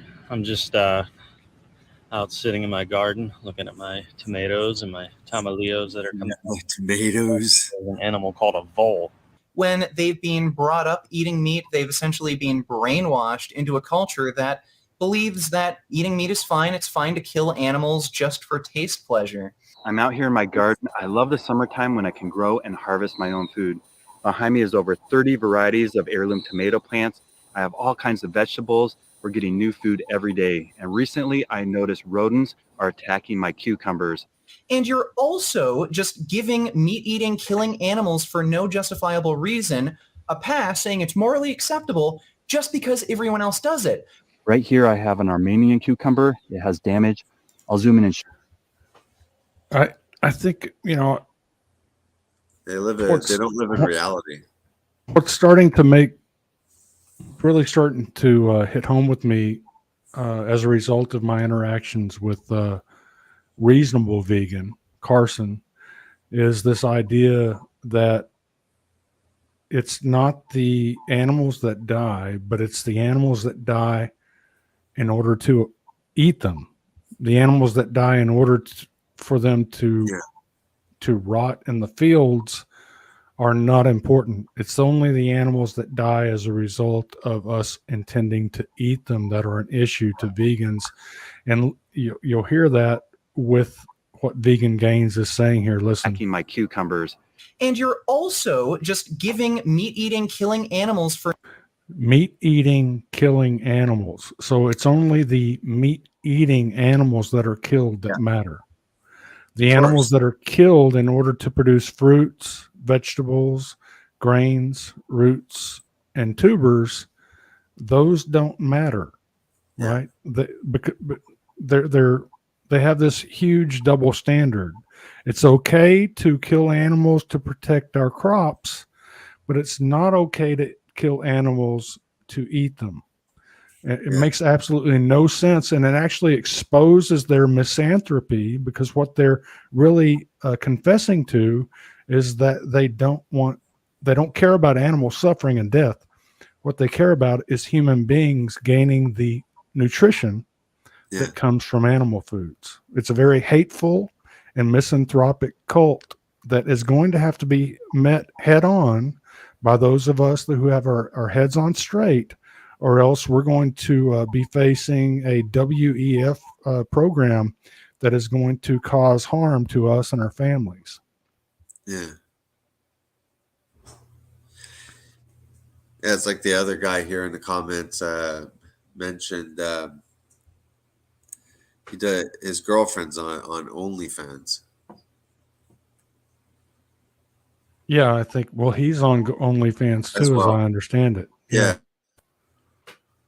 Yeah, I think the last time I went to his channel and watched one of his videos, from my best recollection, I had to sign off. I didn't want to watch it simply because he was talking about his girlfriend's anus. On OnlyFans, he was I talking about. pronounce it this. Yeah. Yeah, it's more that sound. This sounds too tight. That's yeah. It's like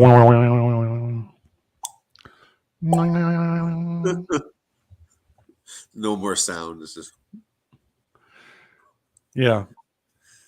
nasty. Whatever brings in the cash. Wouldn't surprise me if he had if he was moonlighting as a crop protection shooter. Yeah. Can you imagine if we caught video footage of Vegan Gaines out with his rifle shooting deer to protect must the be on corn? steroids now. Like, he looks really bloated. I mean, he is like, big, but even his arms look big and weird big. Like, they're not defined and stuff like that either. They're just like weird looking. Well, he looks bloated. He's definitely a bloat lord right now. Yeah. I don't know if it's, I have no idea whether he's taking PEDs or not. It wouldn't surprise me at all. He's, regardless of his, I've actually got a video that's in the works. Do you remember? Sorry for cutting you off. Just quickly, do you remember? There must be a video. I was trying to look for it. It's him when he's talking about like slicing a baby's throat or something. Like when he's totally psycho. This is a very old video. It's like when he was first started. Yeah, it was still lean and thin. Yeah. Like I think when he first came on stage, he was on steroids. Like you could see like at his best, like he's super like all you see are the striations. Like that's how lean and like cut he was. I think that he was on because he was acting so crazy and aggressive. I know he's mentally ill. He admits that, but yeah, there's one video of him just going totally psycho about like how he hates humans and stuff like that, and he has some kind of fear of babies and just real like psycho stuff. Yeah, actually, pretty scary. Some of the things that he's saying. I think I've got. Well, Nutrivore too. Like the conclusions that they come up with. It's like this weird community of vegans, but like they're like philosophers, and they're all like doing these hypothetical questions, and it always leads to like mass enslavement of us. It's like that's what their conclusion. You just listen to them and long enough, and at one point, we are all enslaved. Yeah, it's a very anti-human cult. It's a very misanthropic cult. No human suffering is at all important to the cult. In fact, that what do they do? When someone becomes an ex-vegan because of health reasons, it's nothing but just shaming them. Misrepresenting where they're coming from. It's and also downplaying their suffering. And what amount of suffering is not worth going through for the animals is their position. And so they the only time they applause an ex-vegan is when they die. Really. Yeah.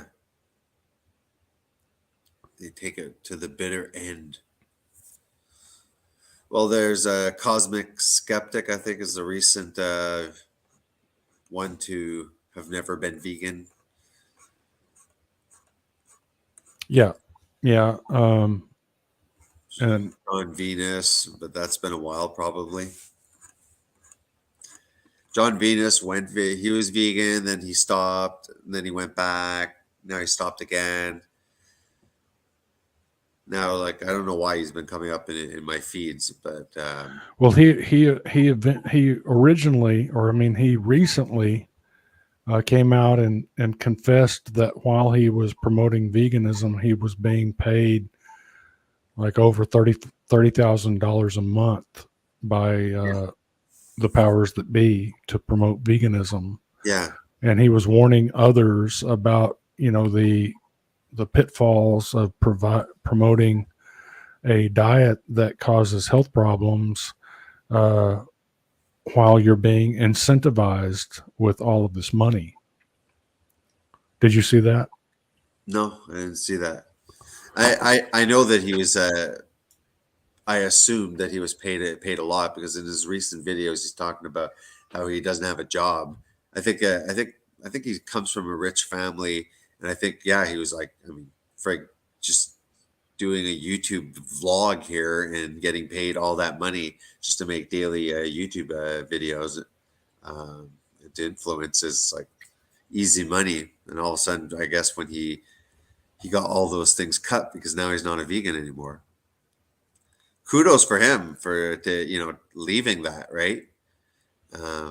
But now he doesn't have a job, and like everyone's like, well, just get any damn job. Like it's like the guy doesn't know what to do. He's like, it's like go outside and go get a job at the local gas station for now. Like you got to work in the real world,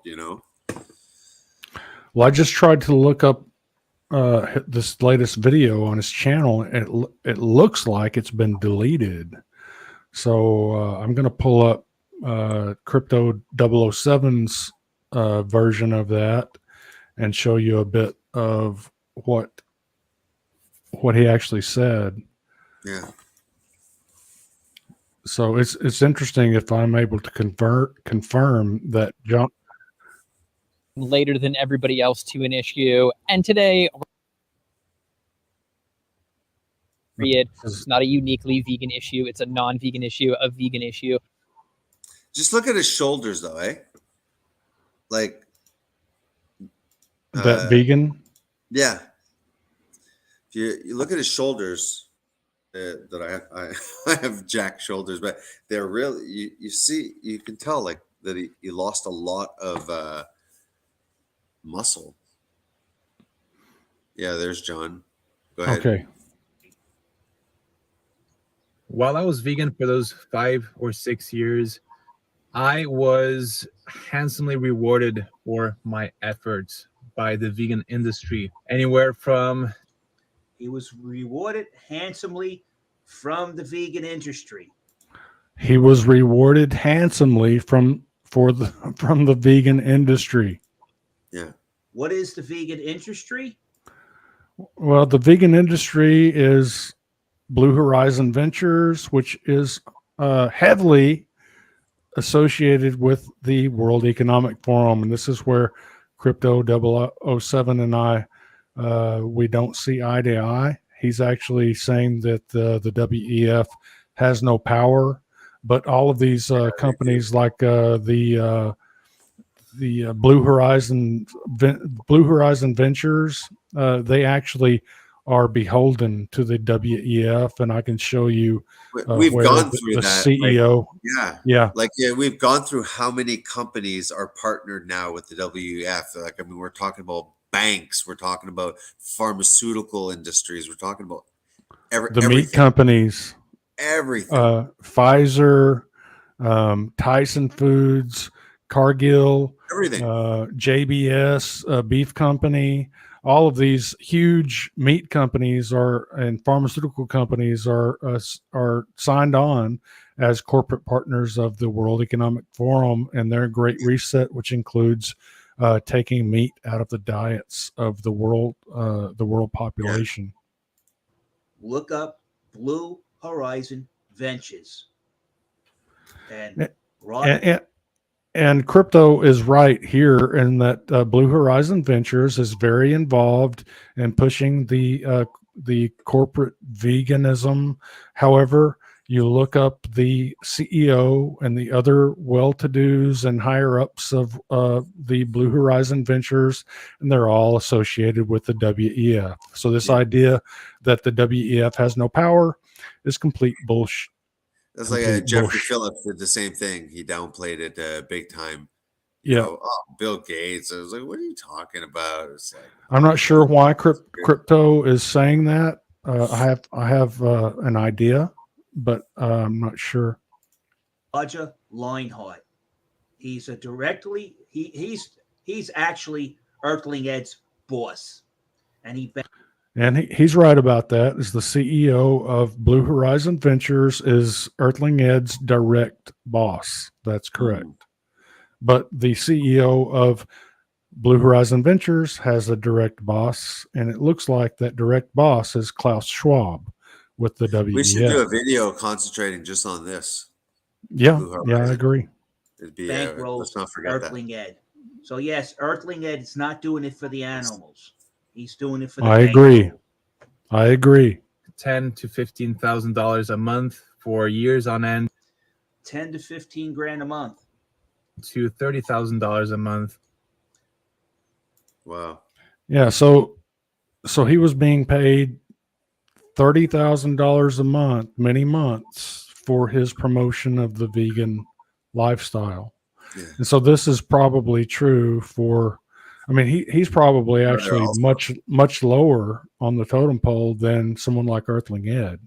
Oh, yeah. And Joey Carbstrong. You know, you imagine these guys are probably making somewhere around $100,000 a month because of the exposure that they're getting. And this is why, you know, whenever Joey Carbstrong trespassed on a ranch and stole a lamb, actually had people in Australia that were contacting the authorities and reporting this theft of livestock. And the authorities there had no interest in pursuing Joey Carbstrong, even though he had published video evidence of his crime on YouTube. And so this is a huge operation. There are the government is actually involved in these misanthropic, basically military operations. Yeah. Up to $30,000 a month. Yeah. So, you know, you can't really trust what these vegans are saying. Here we've got Dennis is ready to join us here, so we'll put him on. What do you say, Dennis? I posted the actual link to that video. Oh, you did? Yeah, I found it. Okay. I got it through Twitter. Oh, okay. Because one of the people that, well, I don't know if you've been seeing what's been going on Twitter lately with this Canadian nurse woman. What? Just something. It's a war that's happening at the moment. We've been catching her out in a lot of lies, and like she's making it out. She's running a sanctuary, and she's a nurse, and she retired at 30 something, and her husband's an electrical engineer and an oncologist, and she's been doing it for 12 years. And we worked out the timeline that she couldn't have been. She would still be studying to do all the things that she's doing. It's like, come on, just tell the truth. Yeah. Anyway, one of the guys, Scott McAlber, I think you may have seen him post on Twitter before, JD. He shared it. I just had to find it, and then I grabbed the link and posted it to you in the private chat. Okay. I appreciate that. Yeah. Which is the actual video on John Venus's YouTube. I don't know why you couldn't find it. That was a bit weird. Yeah. I don't know if it was whether he's got multiple channels. I went to his John Venus channel. I could not find even a videos page. It's on his actual channel. Okay. Is it in the live or the shorts? No, it's on a normal video, I think. It's not a short. Okay. You know what, JD? Like I said, I had to go, so it's perfect that Dennis popped up. So that's perfect. At least you can continue. No, but it's perfect because, like I had told my wife, it was only 45 minutes, and I think it's like an hour and a half. So that's why I saw you in the chat, and I was like, geez, come on, get on here, you know. So it's the Irish half hour. That's it, exactly. It's actually 3 hours long. Yeah, no, that's it. Well, it's almost like it's 12:45 in the morning. So over here, I was wondering why you were saying hello to me again. I was thinking, what? Or are you talking to someone else? I talk to myself all the time. Oh, don't worry. It's the only way you get the correct answers. There you go. Exactly. All right, man. See No ya. worries. All right, Okay. Daniel. Thanks for coming on, Jason. We'll see you next time. Yeah. So, See yeah, you guys. take care. Bye-bye. Well, that was short. Yeah. Yeah, I think I may have tagged you in one of the posts, but I can't even remember what it was about now, but because I've actually stopped commenting on that thing while I'm doing stuff in the background. Commenting on what? There's a Scott McCalvert. He is not his real name, obviously. He commented on one of Nurse Canadian's posts, and it was obviously an anti. She made a vegan comment or a post, and he commented and said, "No, it's wrong. This is what it is," and they just started attacking him. So then, of course, he's going back the other way, and they've been doxing each other, bringing up all sorts of information, and of course, we're in private chat talking amongst. There's a group of us, and we've been running around in the background looking for information on her.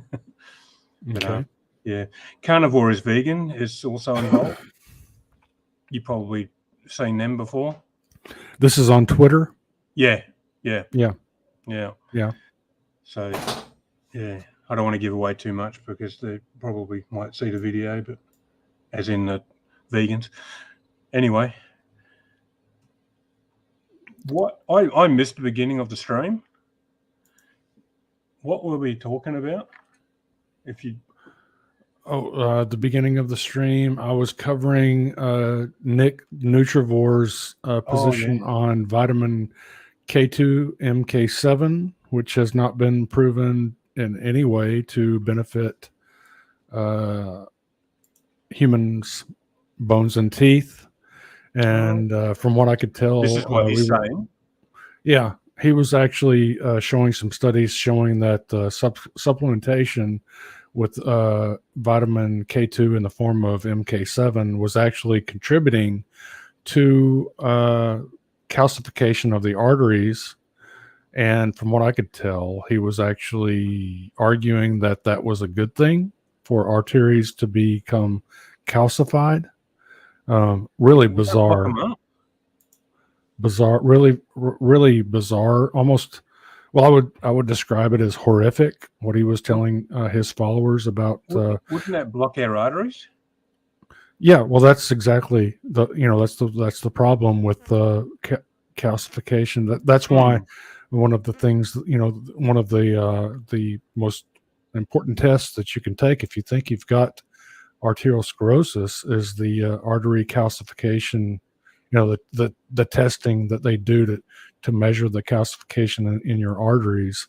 Mm-hmm. I think that it's a horrible thing, and I believe that actually, any calcified artery is going to be less flexible, more prone to blowouts, more prone to blockage. Yeah. And so from what I could tell, he was actually promoting the consumption of MK7, which is the version of K2 that's not been shown to promote bone health or tooth health. Is that artificial, MK7? No, MK7 you can get from NATO, which is fermented soybeans, which of course is basically like a backdoor promotion of the soybean industry, which they always say veganism would stomp out the that soybean would be like industry. An anti-nutrient. Could be an anti-nutrient. I don't think that it's been studied. At least I would say that the studies that might show that haven't been published and made available to the public. We know that a lot of the science is not made available to the public, if it doesn't Oh, no, promote the obviously not. narrative, Mm. the narrative that they want to promote. And so, is it an anti-nutrient? I can't say that it is. However, I can certainly say that MK7 has never been shown, illustrated in any way by the science to promote healthy and strong bones and teeth. And so, as far as I can tell, and there's absolutely no evidence in the science that K2 in the form of MK7 is bioactive in human beings. And so, if it's not bioactive and you've got no other form of K2, in other words, if you're missing the only K2 that's been shown to promote healthy bones and teeth, which is MK4, which is animal based, if you're not consuming animals, then you're not going to be consuming MK4. If you're not consuming MK4, which acts as an escort to calcium, to carry that calcium to the bones and teeth where it's required, then that calcium can become deposited anywhere in the body. It could be in the brain. It could be in the joints, like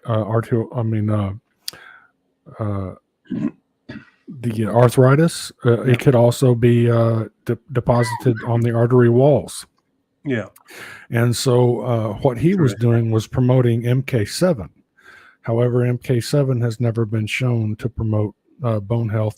And when he would talk about the when he would talk about the K2 being associated with bone health, teeth health, he was always he would never actually mention the phrase MK4. He didn't say MK4 once. And so to me, it looks like he's intentionally misleading. Yeah. I'm not sure that that's what he's doing, but it looks like it to me. My opinion is that that's what he's doing, but that's my opinion. And then you go and throw stuff in like fluoride. Yeah, fluoride, which is a certain type of, fluoride is really a misleading term because it's, I think the full name is hydrofluorosilicic acid, which is something weird. It's a waste product. There's Exactly. it's like K2. There's a whole bunch of different K2s. Yep. There's a whole bunch of different B12s, and there's a whole bunch of different fluorides. And so you have like the fluoride that you get from green tea, which is a completely different fluoride than what you get from these. I've had arguments with people that say, "Oh, fluoride occurs naturally in nature." Yeah, and it does. But the fluoride that we're consuming in the water and that they're putting in the water is toxic. It's a different type of fluoride. It eats through concrete. It's It's a very toxic chemical. Has absolutely no role in human biology. Yeah. And well, when basically, I was doing my traineeship on the council many years ago, back in the early 90s, and part of the thing was that you did each part of the council as you went around, like there's the water board, there's the parks and gardens and all this, the road building that they were doing at the time. They privatise that now. And one of the things was the water board, we had to go and dose the water with the fluoride. Now, I wasn't allowed in there when they were doing it because I didn't have the certificates to do it, because you got to be trained to do it. The guy had to wear a full hazmat suit, as in head to toe, and the bottle even said not to be consumed. Yeah, it's not something that human beings. If it was safe, why you have to have all this stuff? Like I can understand all the safety equipment. If it's in a concentrate form, but no, this stuff is toxic. And he had to be careful where he was spilling it too. He wasn't allowed to spill it. They had to document it all. Oh, it was crazy. And they're putting this shit in the water. And that's when I started questioning. And then I found out as well, which is a weird thing, and I guess it's probably partly due to my council contacts, when you start asking questions, the government's actually supposed to go around in the area that they're going to fluoridate, and they're supposed to see whether the citizens in that area actually want the water to be dosed with fluoride. Now, I've never seen anybody go around anywhere in Australia do that.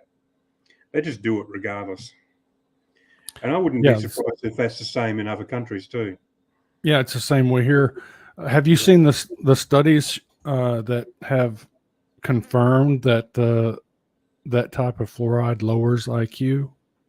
I haven't seen the studies, but I have seen information where it's sort of talked about, and they used it in the Nazi concentration camps because it makes the prisoners docile, so they don't fight back. It's kind of the same reason why in the jails here, and probably in the States and other places as well, the guards will take drugs in for the prisoners because it keeps them under control and makes their job easier. There's the same sort of idea behind it. Dose them up and Yeah.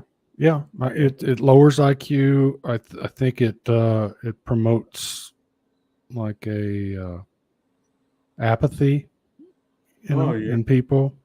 So here's the National Institutes of Health, U.S. government, the results of this study. A significant inverse relationship was found between the fluoride concentration in drinking water and IQ.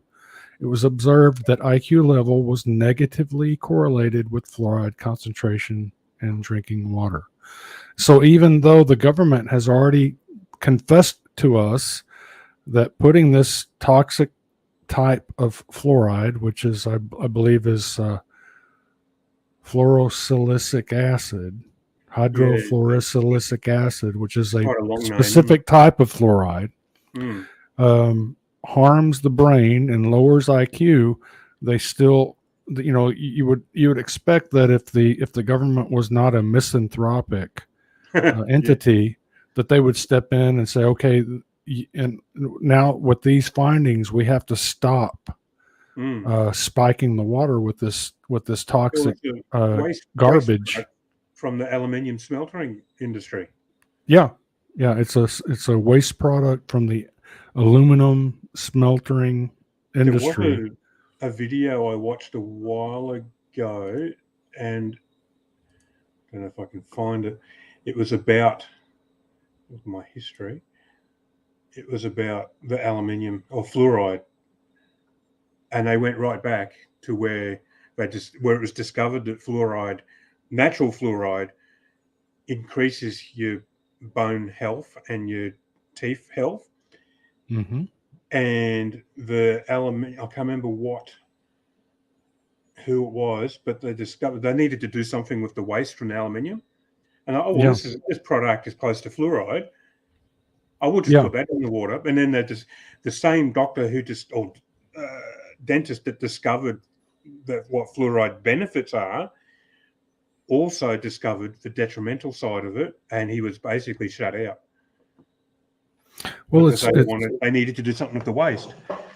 It appears to be very similar to the game that Nutrivore seems to be playing, where they give these chemicals an umbrella term like K2. K2 could be 15 different chemicals. That's right. Or B12. B12 could be, I'm not sure how many different types of B12, but there's a bunch of different types of B12, but there's only one type of B12 that's bioactive in humans. That's methylcobalamin. And the B12 that's produced by bacteria that vegans always champion is cyanocobalamin, which is not bioactive in humans. It's poorly bioactive, and it's poorly bioavailable, and the little bit that's bioavailable is between 0% and 6% bioactive. We were talking about this, I think, because you mentioned that on one of your other videos, and somebody mentioned on Twitter about, I'll get enough B12. And they were questioning what B12 are you using? And they didn't know the differences. And then they tried saying, I can't remember who it was. They tried saying, I'm also looking for that video. They tried saying that humans make B12. I'm like, what? What are you talking about? No, we don't. And it turns out Carnivore is Vegan found a study. I don't know how they found it, but they've got a nursing background, so they've got the right sort of, they know what to look for in studies and that sort of stuff. Anyway, it turns out that humans actually do make B12 in our colon. Yeah, so you'd have to eat your butt we poop cookies. it out. We don't use it. Right. Now, how amazing is that? Like, Well, so- that's why you see gorillas. You know, gorillas have a functioning cecum, and so they know when a cecotrope is coming out versus a regular poop. Yeah, it's pretty And so amazing. isn't it? they'll catch it before it hits the ground, and they'll eat that. And so Yeah, well, they unless want dirt in vegans, their poop. yeah, unless the vegans are eating their own poops, then they're not true herbivores or frugivores. But I think they get stuck on the thing where I'm not finding it. They get stuck on reading these studies where it says humans make B12, but then they're not looking any further. They're not reading the whole thing. They're just taking away, oh, humans make B12. Oh, we don't need to take B12 because we make it. Oh, yeah, but you're not looking in past that.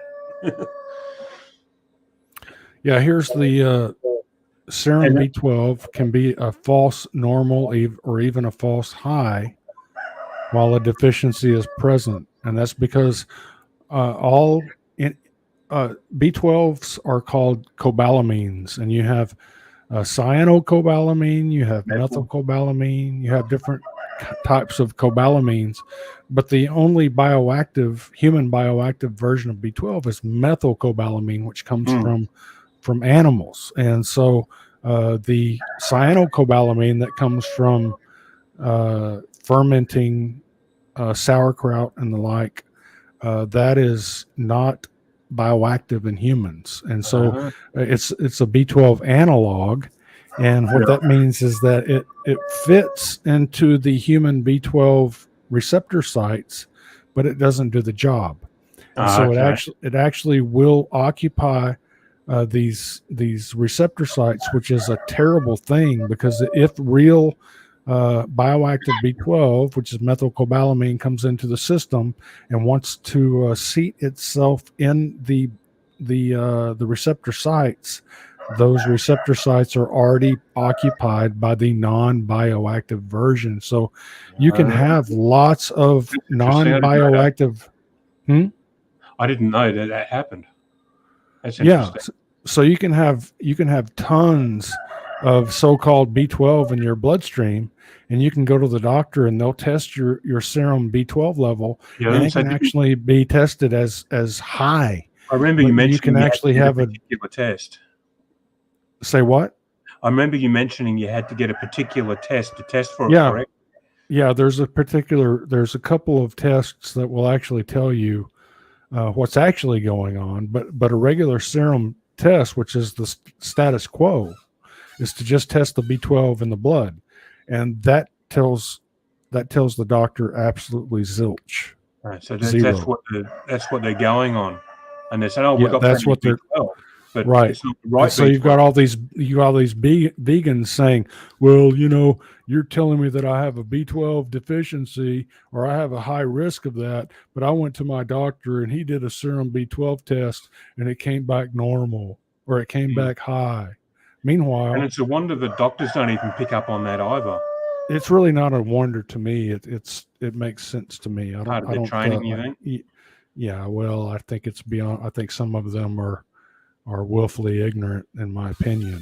But you've got to pay for that second home and that third home and that fourth vacation home and that lifestyle. So sorry, Mr. I'm Jones, just going to smile and go along with it. What part of your insurance lines up with your ailment the best? Yeah, exactly. Yeah, I actually thought your video was talking about the I missed the Nutrivore part about that video with David Rames and Chris Hines, where they were cherry picking on the Soy Info website. Yeah. And that's exactly what they did. And then they posted the links to those articles, but they do that in the hopes that people will just take what they're saying at face value and not actually look at the articles. So they're just, the vegans that are following them are just going off what's been said. And interestingly, I've seen a lot of them on Twitter posting more often since that video about, all the crops are grown primarily for animals. Yeah. And that's exactly where it's come from. Some of them may have pieced some stuff together like they've done themselves, and then they're lying about the whole process. But we've been over all that anyway. But that's what I thought that this live stream was about. Oh, you thought that's what this live stream was about? Yeah, was about the soy. I didn't pick up on the nutrivore bit. Yeah, I think Helps to read, doesn't it? Yeah, the first thing that I covered with Nutrivore was the fact that I mean, you saw my attempt to debate him and vegan gays, and he derailed the whole. Yeah, he derailed the entire debate and tried to trap me into this dialogue tree based on whether or not vegans were hypocrites. He didn't want to talk about the death and destruction caused by the crop agriculture that produces the items on the vegan menu. Yeah, because otherwise they would have had to actually admit it. Yeah. And so he wanted to trap me into this, what they call a dialogue tree in the vegan cult, debate, community where they intentionally try to trap their opponent into this dialogue tree, which will prevent the public from being exposed to how actually deadly and destructive the vegan diet actually is. So it's a apparently and the vegan. Yeah, it's not a debate. It's a debate trick that the vegans have actually that I exposed via Nick the Nutrivore actually proved that the vegans are afraid to debate the facts, and they try to dumb down any debate proposition. So I actually had found that he had addressed. Well, he admitted to it, didn't he? Yeah, he actually admitted to it. Let me see if I can pull it up and I'll show it to you.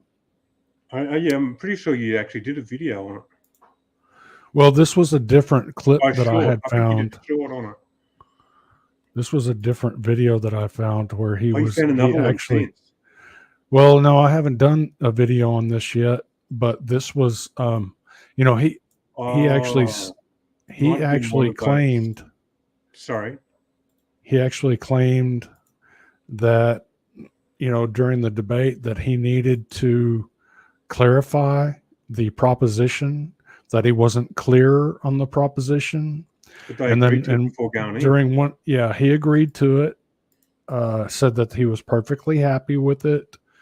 But then in this live stream, he admitted, or one of his subscribers asked him about the proposition, and instead of discussing the proposition, he labeled the proposition as horse shit, and I'll play it for you right now. Hold on just a second.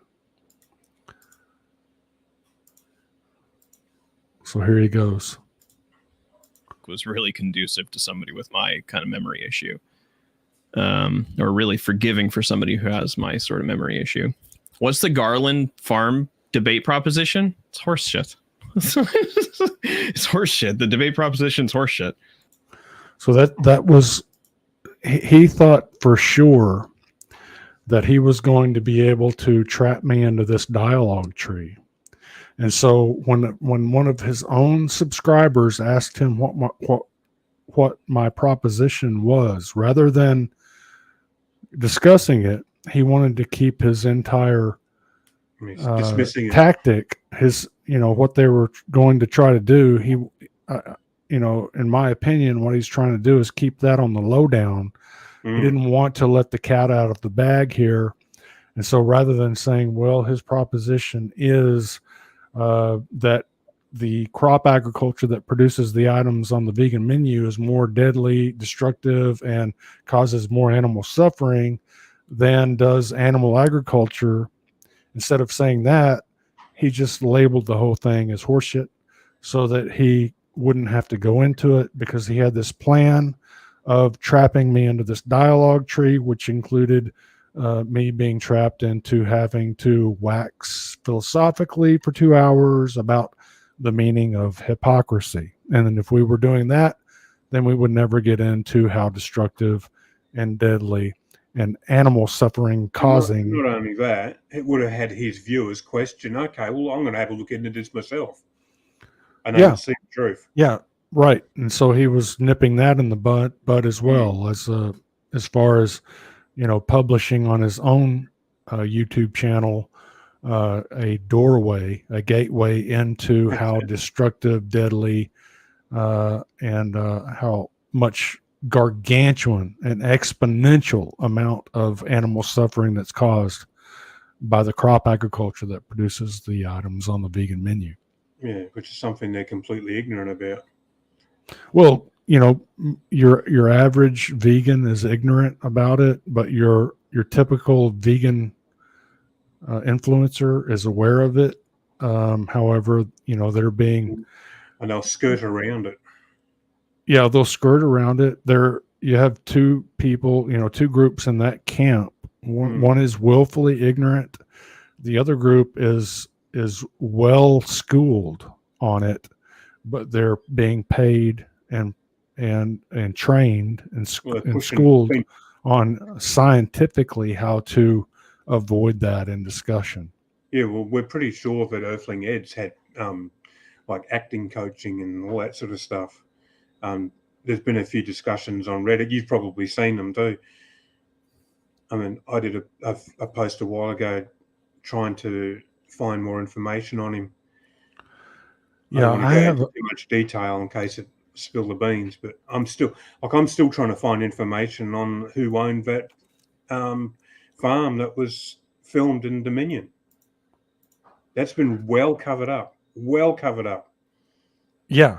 If that was, you would think that if that was a legitimate farm or any legitimate operation would speak up and say, "Hey, we were infiltrated. We were misrepresented."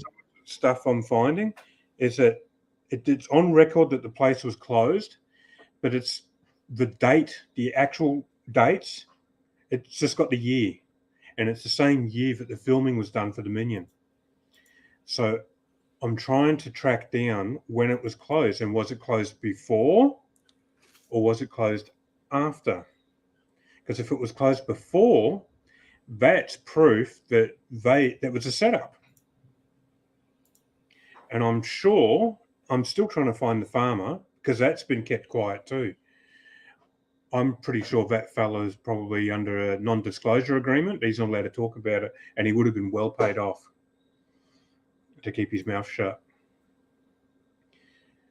But, either that or someone like George Soros purchased the operation.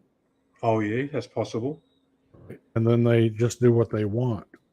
And after the filming is done and they've got their animal torture porn, then they just shut down the operation. Well, a lot of the footage from what the people that I've been talking about, not publicly, a lot of that footage has come from third world countries, and they're actually able to find the proof where that footage come from. And the laws are obviously different in those countries. So a lot of the footage wasn't even done on that place. And Australian laws are different. They're very frowned upon now. About even when Dominion was filmed, that animal abuse laws are pretty strict here. You get caught doing that stuff, very heavy fines and jail time. Well, yeah, unless you're someone like Earthling Ed or Joey Carbstrong. Like I said, I had people that were in Australia and other people from Australia that were in different countries at the time that were contacting the authorities and reporting the fact that Joey Carbstrong had published video evidence of himself trespassing on a sheep rancher's farm and stealing a lamb, and the authorities had no interest in doing that. That yow was definitely sedated. Yeah, they do not behave that way. Certainly, it had every every indication, as far as I can tell, was that the whole thing was a setup. The whole thing was staged. Did we ever get the geolocation of that place? Because I remember that you had asked on your videos about where's the geolocation. Well, no, we never did get that. And I was actually asking, I was directly asking Joey Carbstrong Yeah, I to remember. provide that information to us. And of course, he's not going to do that. Of course not. He has come on my channel before in the comments section trying to debunk the crop deaths, you know, blaming it all on animals. Oh, I could imagine. Anyway, I don't know why anybody listens to an ex-drug addict. So check this out. So there's a bunch of different studies that show that standing tall pays off. So that the taller you are, the more likely to be successful, the more that you're perceived as a leader. Huh. The more I better start wearing stilts then. Yeah, the more people will trust you in interpersonal relationships. Interesting. Tall people make more money. Taller people have the edge when it comes to happiness. The psychology of height. Do the tall ones get it all? Why tall men win? So there's tons and tons. And I'm not saying this because I'm 6'4". Of course, I've got less than 5,000 followers. So, you know, maybe if I was to start doing what Earthling Ed does, maybe I would get a whole lot more subscribers. But so you'd have to get paid by the meat industry then. But let me show you what what Earthling Ed has been I'm sure up you wouldn't to. take money from the plant industry. The plant industry, the crop You'd industry. have to take money from the meat industry, not the plant industry. Unfortunately, the meat industry has signed on with the World Economic Forum, so that's right. So there's no real power that's out there ready to pay me to stand tall for meat. Really? How can I sign up? Please show me where can I sign up? So, according to the internet, Earthling Ed is 1.75 meters tall, which is he's taller than me. Yeah, I'm only 1.72. And okay, so do you know how tall that is in feet? Just no for the idea. American viewers, and I think it's like what about 5'8.5", something like that. You are. Yeah, something like that. Yeah, I think 1.75 meters tall is 5'9". Damn it, I'm under 6 foot tall. I'm gonna suffer. But I want you to see the camera tricks that Earthling Ed is using to promote himself as standing tall. A bit more authoritative. Correct. I remember this. It's funny. There you go, 5'7". So I'm shorter than that. So 5'7" is below average height. Average is closer to 5'11" globally. And I have, my wife is like 5'2.5". I certainly do not see myself as superior to anyone because of my height. No. That's not what human being that's doesn't. not. Yeah, but I do acknowledge that psychology benefits those who are taller, and in my personal life, out there in the real world, I certainly do notice an advantage, in the real world. That doesn't translate to YouTube videos, of course. No.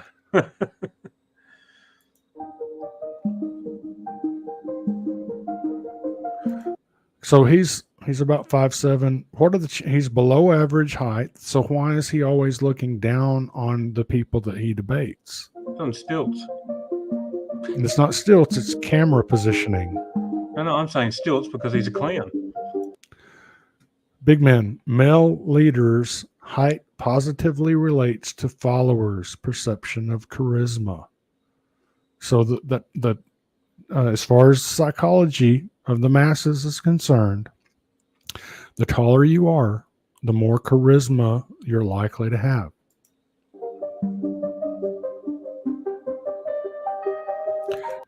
See Oh, how yeah. he's looking down? I mean, Look that at the guy to his right looks like a tall person himself. yeah. Now he may be standing on a curb. See how he's away from this building right here? This Oh, yeah. guy's probably standing in the street, They're and purposely. Earthling Ed looks like he's standing on the curb to give him a height advantage so he can look It's also down. camera. Yeah, it's So also he's camera looking position. down. Too. Yeah. It's not right. Remember, is it? he's 5'7". Now here he He's is taller than looking that guy, down too. on some. So if he's 5'7", this guy is what? Maybe 5'3", 5'4". Mm. Which is probably not. So he's looking down again, looking down on someone else. This guy, Earthling Ed, is a little bitty guy. He's short, Mm. but he's always looking down on the people that he debates. Looking down. Looking down. I guess that's also picking your audience too. Yeah, you're picking your audience. You're having your cameraman position himself in a certain. We already know he highly edits the videos. Always looking down. Now, what are the chances? Yeah, he's just taller than everybody else, isn't he? Yeah, he's always looking down on his subjects. They look Remember, like they call him the vegan Jesus, right? You're right. Always looking down on people.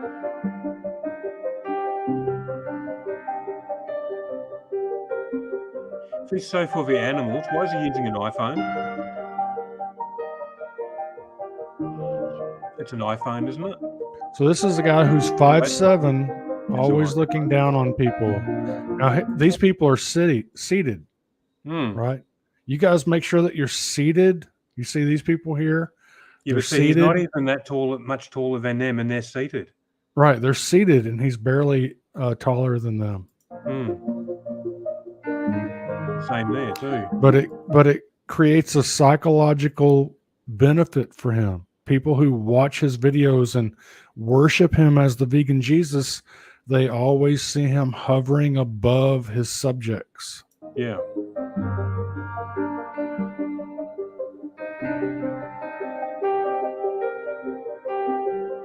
There he is looking at him, scolding this shorter person. Vegan Jesus scolding. He's got seated again, and he's not. Yeah, he's got him seated. Right, exactly.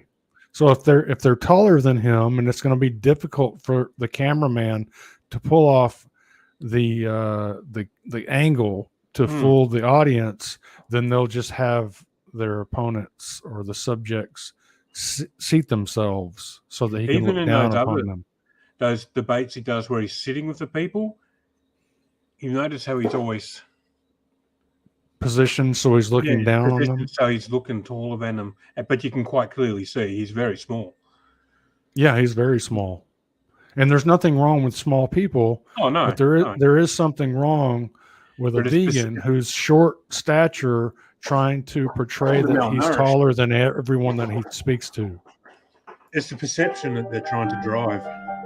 Right. He's always at least a little bit taller. And looking down at someone in a vehicle, looking down,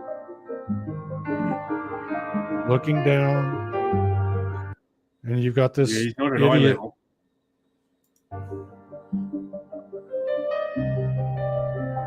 I'd have more respect for him if he was actually looking them in the eye and at eye level. Yeah. This guy's sitting.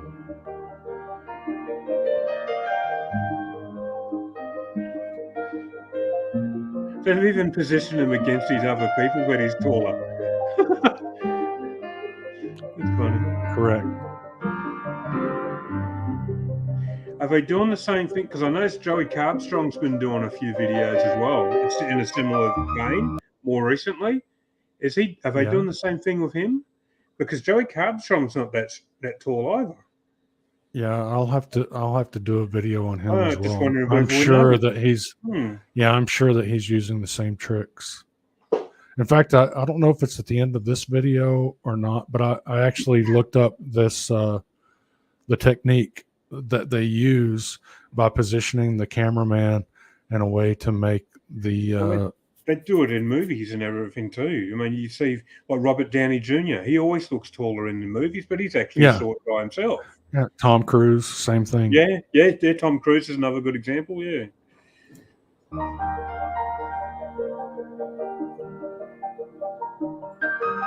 Always taller than the person he's talking to.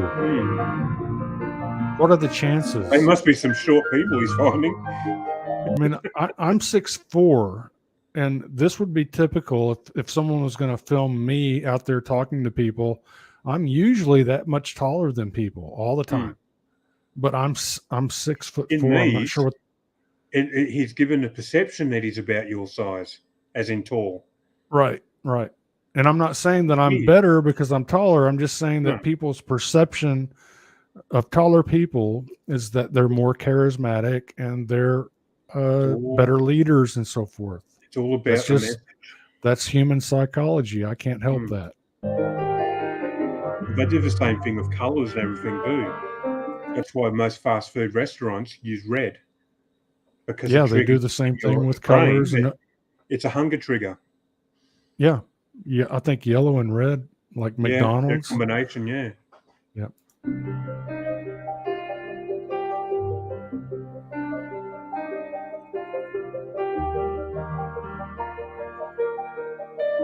Always taller. He'd be taller than the trees, huh?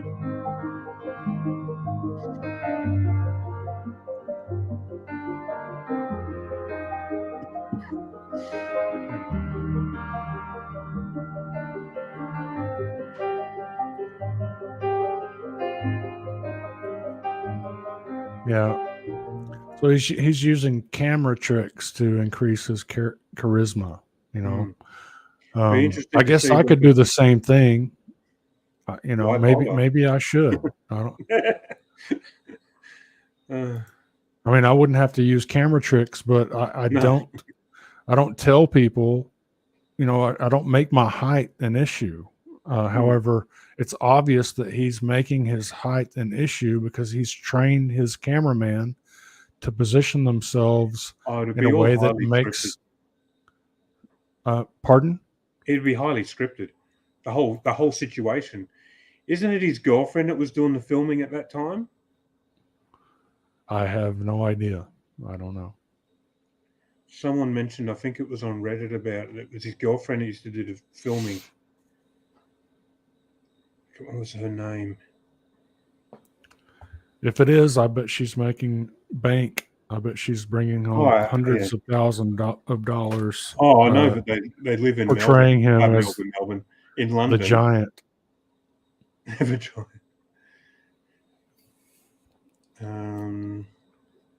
See if I can find it. Yeah, someone mentioned. I actually found where he lives. Really? Where? I've got to find it now. It's probably in the vegan nonsense folder. Oh, this is world imagery. Where?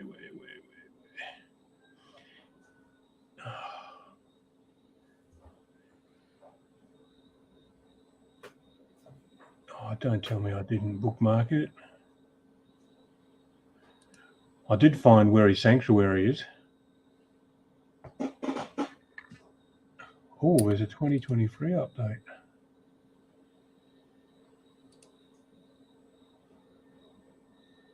Oh. Looking at my own farm. Yeah, that one.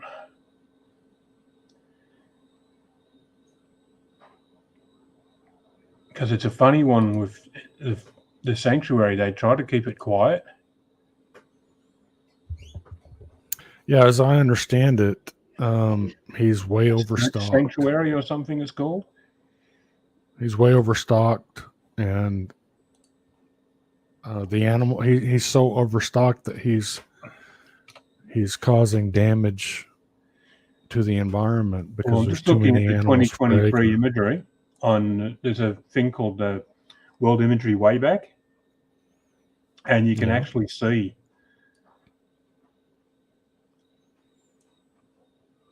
Well, You if can you want to see where share he's it, been overgrazing. Yeah, I posted it in the private chat. okay. Did you want me to Well, share let me see screen? if I can pull it up. All right. I don't know where that other one's gone that I had. It was All right. So what is where do I go from here? What am I right in the center is the sanctuary. like right here? Yep. This area? And if you go up to on the right hand side near the bottom there, you'll see there's a whole row of buildings. Yeah, right That's here. that's the entry. That's the lane. No, it's gone towards the top. See the grey right under This your cursor area? now. Yep, right in there. That's the lane that's registered as being where the sanctuary's address is. Okay. Now this bit in here to the left, to that, Right here? in there, that's the sanctuary in there. It's supposed to be something like 18 acres or something. Now I Okay. worked it out. If you zoom out a bit, that bit, see where it's got all the dead grass? That's Right part here? of the sanctuary. Yeah, in there and to the left. And there's a Right strip here? of green. Yep. And then to the left. And this. And all that is supposed to be part of the sanctuary. I'm not sure about, I think the bottom part where the field's green is also part of it. And then it goes down to into that square area. So like this whole area right up here. in there, yeah. Probably not including this. I little don't know part. about that I bet bit. that's Because that looks some of- like someone else's operation right If you there. look on the Surge Sanctuary website, there are buildings that they've been taking photographs at. So we don't know whether it's in that bit that you just pointed out, and it looks like they have a crop growing in there, or whether it's just the bit on right there where your cursor is, whether the buildings are those that are shown in the photographs. But when we were looking at it, Carnivore is vegan. They grow and those kuna pigs or kun whatever they call them, and they indicated that the pig that they put down that they got that died, that they were overfeeding it. And apparently with those pigs, it's very easy to overfeed them and it will kill them. But yeah, those crops, those pastures look terrible. They do. They look overgrazed. But you know what's interesting is I don't see any livestock. No. I mean, that was in Wouldn't it be something if we expose the fact that those he black doesn't have dots any could be livestock animals. on there? Those black dots just below to the left, straight down. Right here? They could be animals. But they I also don't look think like so. structure as well. Yeah, One it way to doesn't tell, look like it. zoom there, and then click on one of the dates on the left.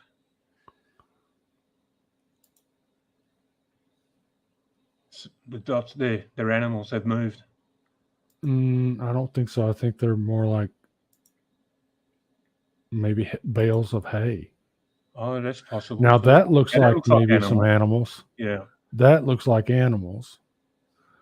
But if you zoom out and have a look at the date differences, that looks like it's got cloud cover from the satellite.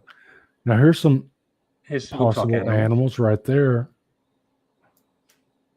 Right, and let's But see. if you have a look at the area, you can see. Now this is, I think, before he took it over. Look at this That could square, have how been- lush it is. I think that might have been, yeah.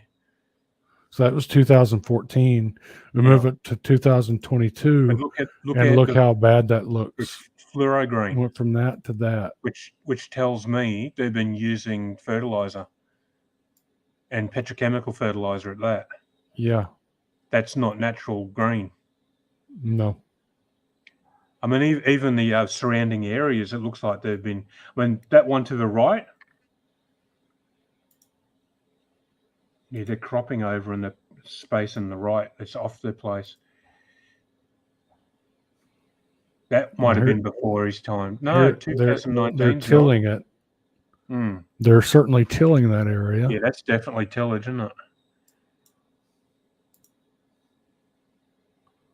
They And might there's have done that tillage. to reseed. Because I know a couple of sheep farmers down here that do it, and I keep telling them stop doing it. But if they have animals, I mean, look how few animals. I mean, we're Yeah, talking there's not about many, two is there? or three, possibly three animals. I think I don't think his advertising is that they got like three animals. Here's another time where these don't look I don't like know, animals to me. They could be That hay looks like bales bales of hay. or silage.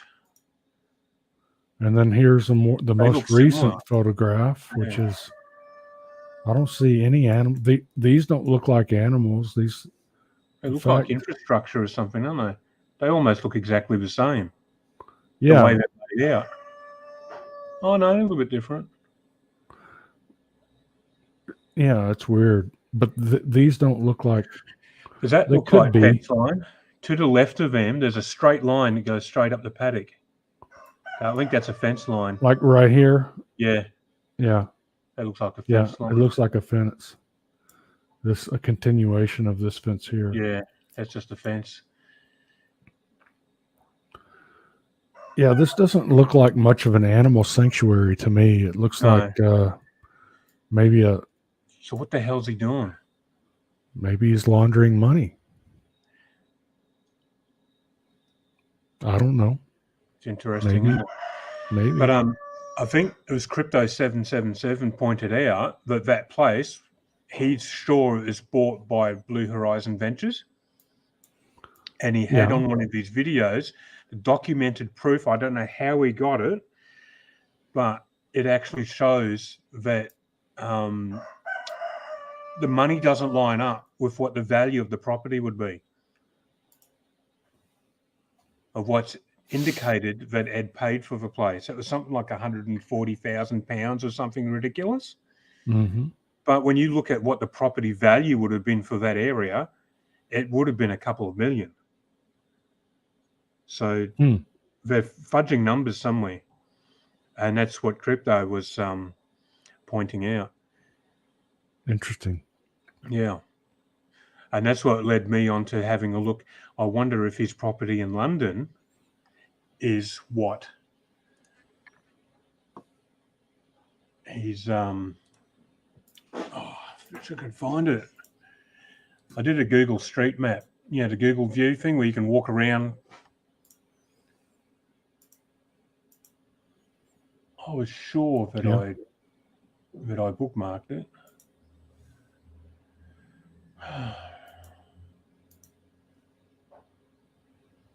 So much stuff bookmarked. But yeah, there's something's not right with that sanctuary. Yeah, I'm sure that there's something not right, for sure. Oh, I'm not going to go through all those posts on Reddit to find it. Can you search your own posts on Reddit? I'm not sure. I think you can.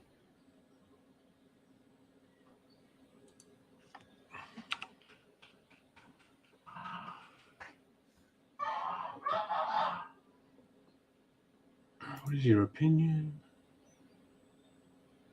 Another one of your videos. Another one of your videos.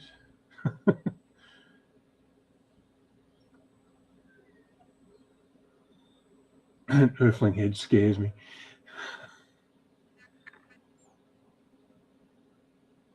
Oh yeah, Ed Gaunt, Earthling Ed's last video made me convinced he's cheating on his diet.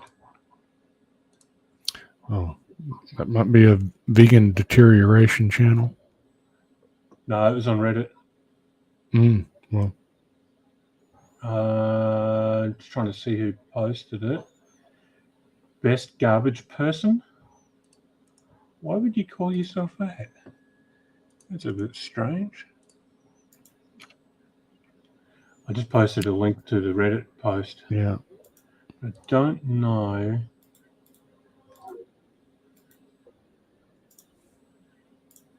Oh, it's actually an Earthling Ed video that's linked in the post. Ugh. Close that.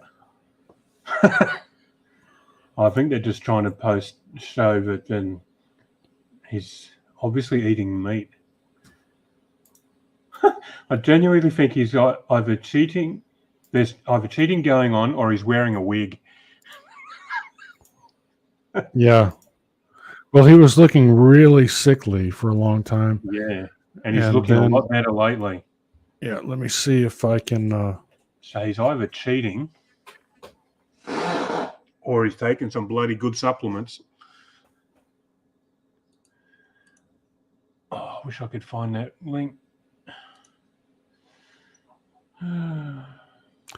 Yeah, here's a video that I think would address the issue that you're talking about. Let's see if I can pull that up. This is from the Vegan Deterioration channel. Can you see that? Oh, yeah. Thing Yeah, is, she does some good ones, doesn't she? he is suspicious to me. He Suspicious. Yeah, so there's old sunken eyes.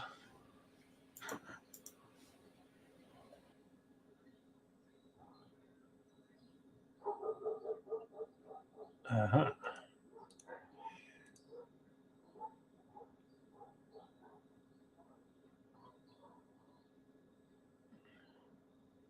so it goes from that.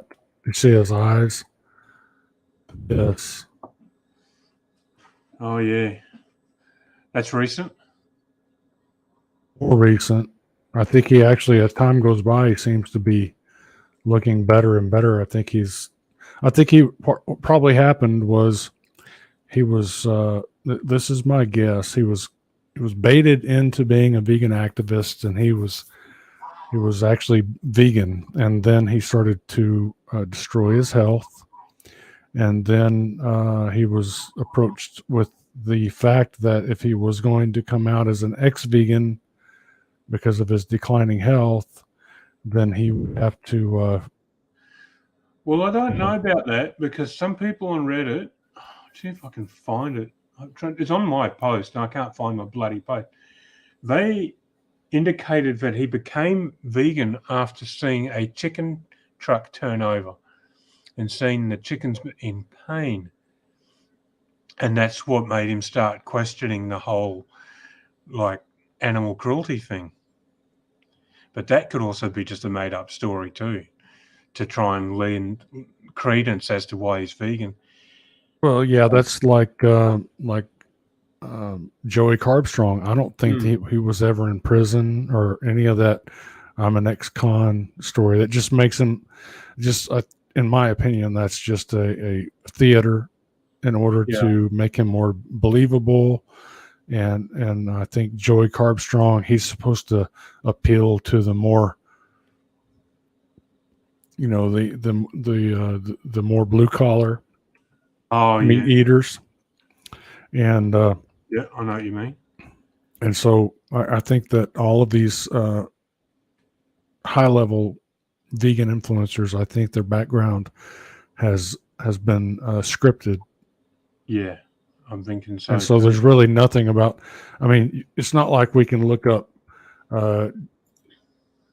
Ed's, high school, you're not going to find his high school yeah, there's no real background story that you can look up other than what they're saying. Yeah. Right. And so it wouldn't surprise me if both of them are cousins and their real last name is Soros, that they're part of the Soros family or, part of the Biden family or part of the, cousins to Prince William, Oh yeah. Yeah. There's no confirmable background on these people other than the theater that they've published. So what is the real story? What is the real story? I don't think in my opinion, none of the backgrounds that they've given us are credible. No, I don't think so. There was also a story that apparently he was forcing his mum to be vegan. And he had an argument with his stepdad, because apparently his stepdad was quite abusive to him. And there was an argument about the stepdad was like, well, this is your mother's house. She'll eat what she bloody well likes, and you can bugger off. But that's probably just more to try and lend, oh, poor victim me. That type of story. Like, I've been picked on all my life. And so I'm still trying to find this. I know I posted it. I mustn't have bookmarked it. Grazing.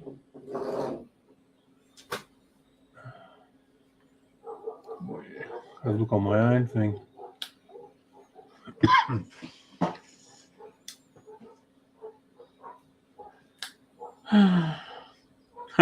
I just found the a spade is a spade when it's not a shovel. Oh. So I know it was before then. Sorry. She's kind of drifted out. Yeah, she's drifted off into the background. Like she realized that it was a losing battle. Yeah. Oh, it was a losing battle, all right. Okay, that's YouTube there. Oh, come on. She was going on the Crucible channel under another alias.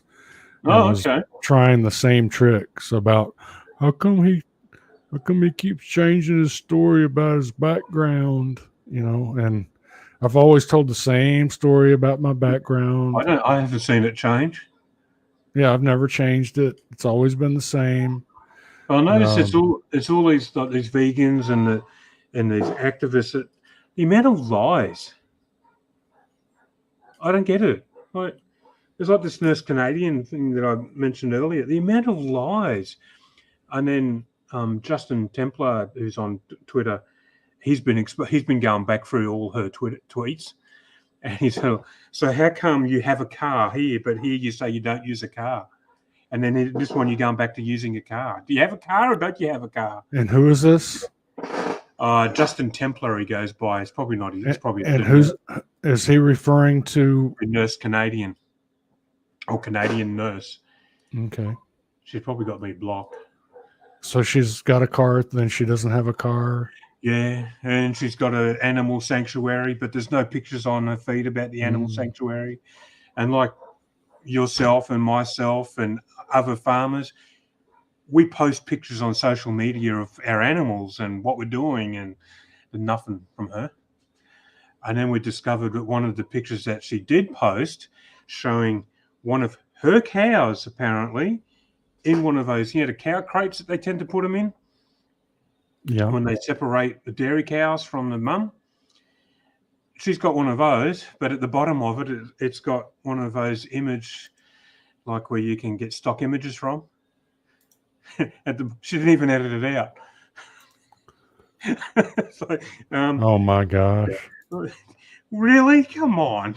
If you're going to perpetuate a lie, at least edit your images so you look credible.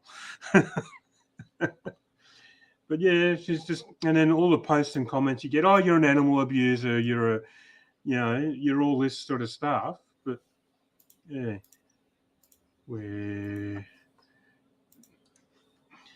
she's probably not blocked to you. Nurse Canadian socialist. These tweets are protected. Where is she? I'll give you a link. I don't expect you to put these live. It's just for your info. Okay. And I find a lot of these ones that promote the Dominion movie a lot. She's even got it linked as in her URL, the Dominion movement. Like, really? Come on. But don't be surprised that you'll probably also be blocked if you interact with her.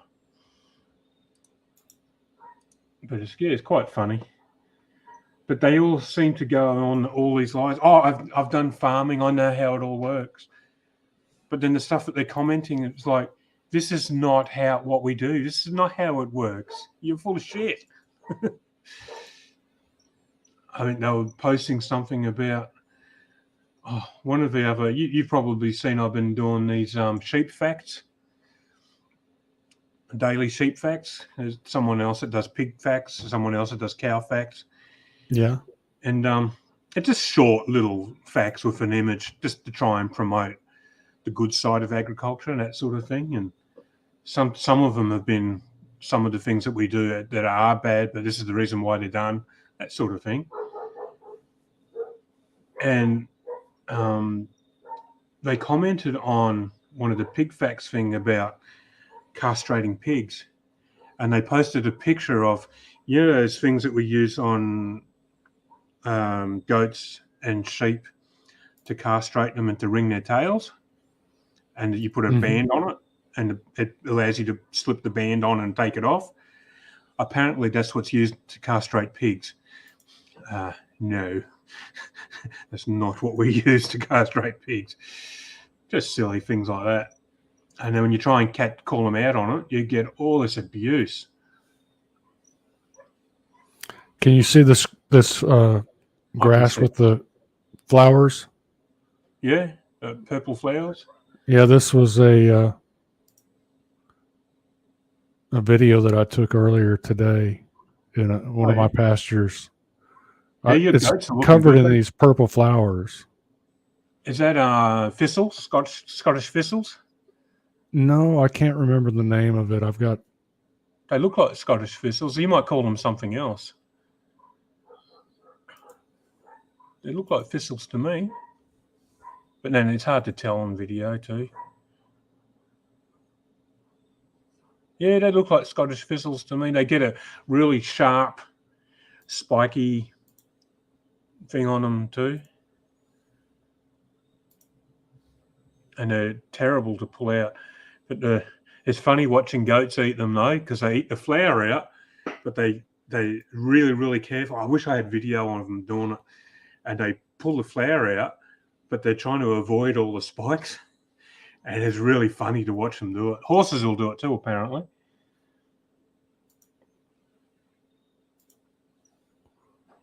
Oh, I can't find this post. Oh, SD Baker. Someone posting about him at some point.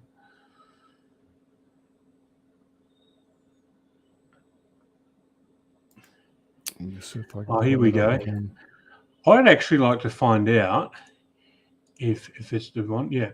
If and you might have actually seen this one about Taranaki Farms in Victoria.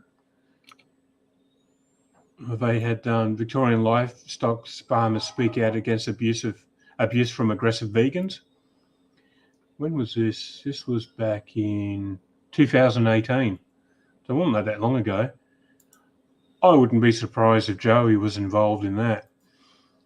And this fella, he hasn't been posting on Twitter very much lately because of the amount of abuse that he gets from animal activists and vegans. Mm-hmm. He was posting stuff like that. Yeah, that big chicken shed that Joel Salatin does, the big A-frame type of thing. Yeah, the chicken tractor, chicken truck. Yeah, it's a really big one, and then they put the netting around to keep them within that area, so they actually do what they need to do on that pasture. This guy does the same thing, and he shows videos of moving them and the process of moving them. And at night time, they get closed up to stop foxes and all that sort of stuff from getting in the... What are you doing? Is this a live video? No, that's video I took this as the sun was going down in one of my pastures. Oh, yeah, there's a sunset. So anyway, these vegan activists broke into the farm, obviously did damage to get in, let the chickens out. I can't remember how many chickens it was. It might actually say in the article. Mr. Falloon believes that activists were behind an incident last year where his chickens were let out of their pens at night, resulting in the deaths of 200 laying hens that were attacked by predators, costing him more than $40,000. Now, I don't think those activists were ever actually prosecuted for that. Yeah, that's something But the that laws have changed. The laws are a lot more heavy on trespassing now because of incidences like this. yeah, I think that they'll probably come down pretty hard on just your regular folks, but like when Joey Carbstrong went on the property and stole that lamb, I don't think that the authorities were willing to pursue him at all. You gotta wonder what's going on there, eh?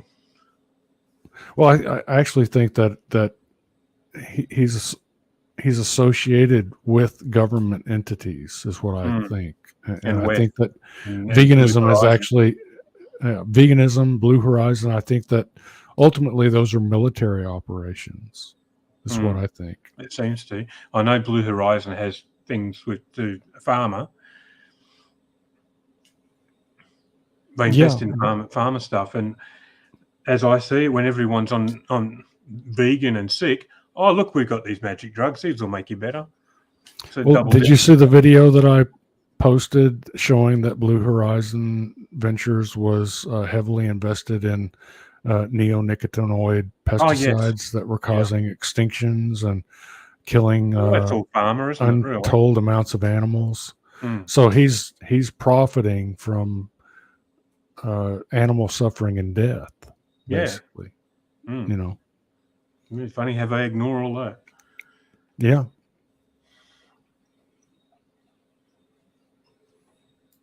Hey, wish I knew what that post was. It was quite interesting. But I just found that thing about Taranaki Farms. But it ties into this whole activism thing where they're just getting away with shit. Strangely, the dairy's been pretty quiet. They were getting at least one or two people venturing onto their property every year. That hasn't happened this year, at least for about a year, from what he's been telling me. Just on your place too? Yeah, that was earlier today as well. This is my bull right here. I think he's bad looking fella. I haven't confirmed this, but I think he's part lowline, which is an Australian Black Angus breed. They're small, so they produce calves that are low birth weight, so you never have to help a cow have a calf. You know, they never get stuck. Oh yes. And he's short legs, but he's stocky. So he's always stayed nice and heavy and fat and healthy just on grass. I've never had to feed him anything but grass. You know, and other, I mean, you like vegans will say, well, if you're feeding them grass, then that's not healthy because it's a monocrop diet. Well, when I say grass, I'm talking about grassland. You can see that the field that he's standing in is not just grass. There's a whole lot. There's flowers, there's legumes, there's all kinds of species of forage growing in that field. But I was out there earlier today and took this video of him and a couple of cows out in the field. Just a beautiful scene, you know. Oh, it is. That's looking good. Lots of lovely forage in there too. Yeah, it's just getting started. You know, the spring has just begun. Oh yeah, you're coming in the spring. We're in the autumn at there. Yeah. And my wife noticed yesterday the paddock that's directly out the front here. She noticed that the grass. She goes, "Oh, I'm going to go out there and walk in my bare feet. The grass looks really lush." I said, "Yeah, you know why? Because I've been keeping the animals off it." Yeah, keeping those hooves off of it so it can grow. It needs a chance to grow. Yeah, exactly. Yeah, right. that's one of the part of being a ruminant grazier is. I'm also is- looking at, because each of our paddocks is about half an acre, I think. I'm also looking at, I've got to invest in some, what do you call it, the hot wire, to be able to strip graze, so I can cut them down further. But I've got to do it in such a way, because we always allow them to have access to the stable, because it's a weird setup. I just gave you a link to, it's a property listing of that farm, and it shows the prices, the current prices of that property. Okay. So if crypto is showing a price that he only paid 140,000, where's the rest of the thing? And he also collected millions of dollars in donations, apparently, to purchase the place. Where's all that have gone? So 1.22 That's million. today's price. It wouldn't have been that much different, and I can't remember exactly when he purchased it. But yeah, because he was asking for donations on his search. He's got that restaurant. Yeah.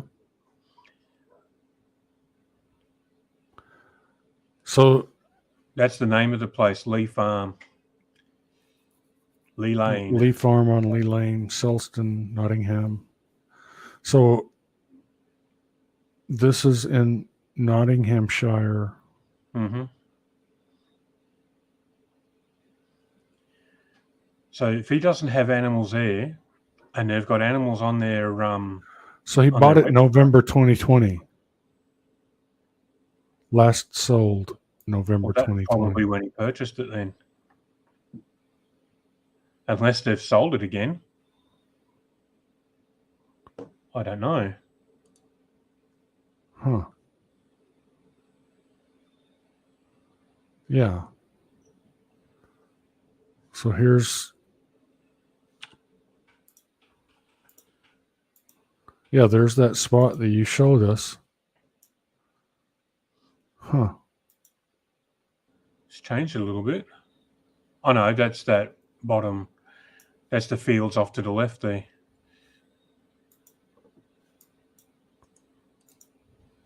Yeah, it looks like this parking lot right here is the headquarters. Yeah. Parking. So you can actually go and volunteer there, but they vet you. Oh yeah, I'm sure. So I've been trying to. I spoke to you've probably heard of Gareth Wynne Jones. He's a farmer in the UK. I've not heard of him. No.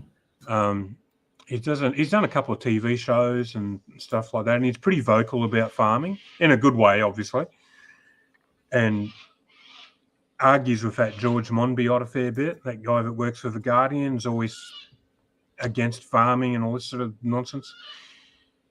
I contacted him about getting someone to go there because I had, what was her name? Veganella? She calls herself on Twitter. She volunteered to go to the sanctuary with me, and I'm like, you do realise I'm in Tasmania, right? Like, I can't just up and leave. I have animals to look after, and it's like, what, a 14-hour flight or whatever it is to get to the UK. I don't know what the distance is. And then she offered, well, find somebody that's in the UK to go with me. So I contacted Gareth to see whether he would go, but he hasn't got time to do it. And he's in Wales, I think. So it's, fair bit. But I need to get in touch with him again to see whether he's, because the plan was, there's no point just sending a civilian because they're not going to know what to look for as far as, like if they, she would obviously G them up and say, look, we've got these anti-vegans coming here. They're trying to catch you out. We've got to make sure the place is all, there's nothing for them to pick on. But things like the pasture quality and stuff like that a farmer would pick up on, that a civilian wouldn't think to, okay, well, that's not being done properly, or do you know what I mean? Yeah, It needs people to be that would someone be knows what they're looking at. Right. Hey, goats. You got a bit of a mixture of goats, have you? Yeah, they're boas. What do you call them? some of them are boar goats, which are meat goats. Yeah. And really none of them are purebred boar okay. goats. They're all mixtures, mostly of Spanish and boar. Spanish goats are more hardy. They eat a more varied diet. They'll eat more what we might call weeds. They're better mothers. Oh, okay. But they're a little wiry. They're not meat goats. They're a little bit more like the Saanen. I'm not sure if Saanens are more of that one in the middle there that's got its head down and its bum to us. She looks like a Saanen to me. Yeah, with the long hair in the back. Yeah, yeah. I've got some goats that almost look like sheep because of the curly hair. Yeah. But none of them, they're not purebred. They're just a whole bunch of different genes there. But just like cattle, there's in every breed you've got genes that will benefit any acreage if you just experiment enough. And so I've got a lot of juniper on my property. And there's I was just trying to think, what's that alcohol they make with juniper? I'm not sure, but maybe I should make some. I was just going to suggest that. What's it called? Gin. Gin is made with juniper? Yeah. Huh. Well, I don't know if it's made with juniper or if they use it as a flavoring, maybe.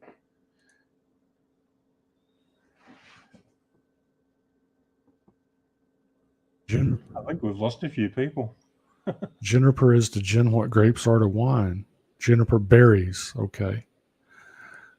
Yeah, so they're using juniper berries. So yeah, we've got a lot of juniper. The original science was telling us that the juniper was sucking amazing amounts of water out of the ground, and now they've reversed that, saying no, it's not very water hungry, and so. Would it depend on the time of year, maybe? It probably does depend on some different things, but the goats will use it depending on the goat. Some of them, I know that Texas A&M University is doing some research trying to selectively breed a goat that will consume as much juniper as possible, because I've got a farm that's adjacent to mine to the east that is so thick in juniper that you can't walk through it. I mean, it's got a juniper forest that is just, there are paths going through there that the deer and the wild pigs will use, the coyotes, but for a human being to walk through there, it's impossible unless you've got a lot of athletic ability and, the ability to squat down low and march, through these juniper paths. They used to use a similar thing with Osage orange. Yeah. And they'd use it as an actual fencing. Yeah. That's something you could do with this for sure. In fact, that's one of the things that juniper fence posts are a big thing here, and always have been for decades.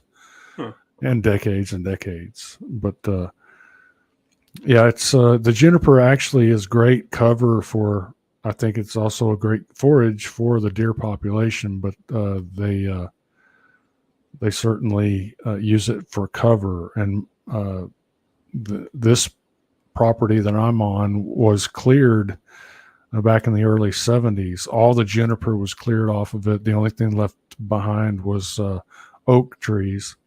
Oak trees and pecan trees. And pick that on was that was in the effort to provide more grass for the animals. And of course, what that did is made the deer populations move over into the adjacent properties because there was no longer any cover going to go where the food for is, the deer. Hmm. And so I've been letting the juniper come back quite a bit, but you've got to keep it in check, and the goats are helping to do that. Similar problem with blackberry down here. Yeah, I'm sure. And blackberries supposed to be medicinal for goats. And Same with juniper. Oh, okay. Got a deworming effect. Yeah, I think that's a similar sort of thing with the blackberry. So I let it grow because the sheep will eat it as well. We don't have goats here at the moment. The sheep will eat it as well, but they're not. They don't like the goat will stand there all day and eat it until there's nothing left. The goats will the sheep will sort of as they're grazing, a bit of blackberry and have a munch and then move on. But they're a different type of grazing animal, I suppose. They sort of, they like to keep moving while they're grazing. Mm-hmm. Hey. Someone's out the front. The dogs are barking. Well, I tell you, it's 1:10 a.m. here, so I probably need to 10 past 4, eh? I've got livestock to take care of in the morning, so yeah, no, these are important things. You got to do them. I should be out fencing. I've been trying to get hold of some gates. The old gates I've taken off and trying to replace them, and then one of them I just had wired up. The new gates. I thought I'll put like what they call a bushman's gate, where it's just a bit of fencing material, and then they sort of latch it, but you can remove it whenever you want, like a rudimentary gate. Yeah, sure, like a piece of fence that you move out of the way. Yeah, pretty much. It's fencing. Yeah, fencing that's functioning as a gate. Have you actually seen our place?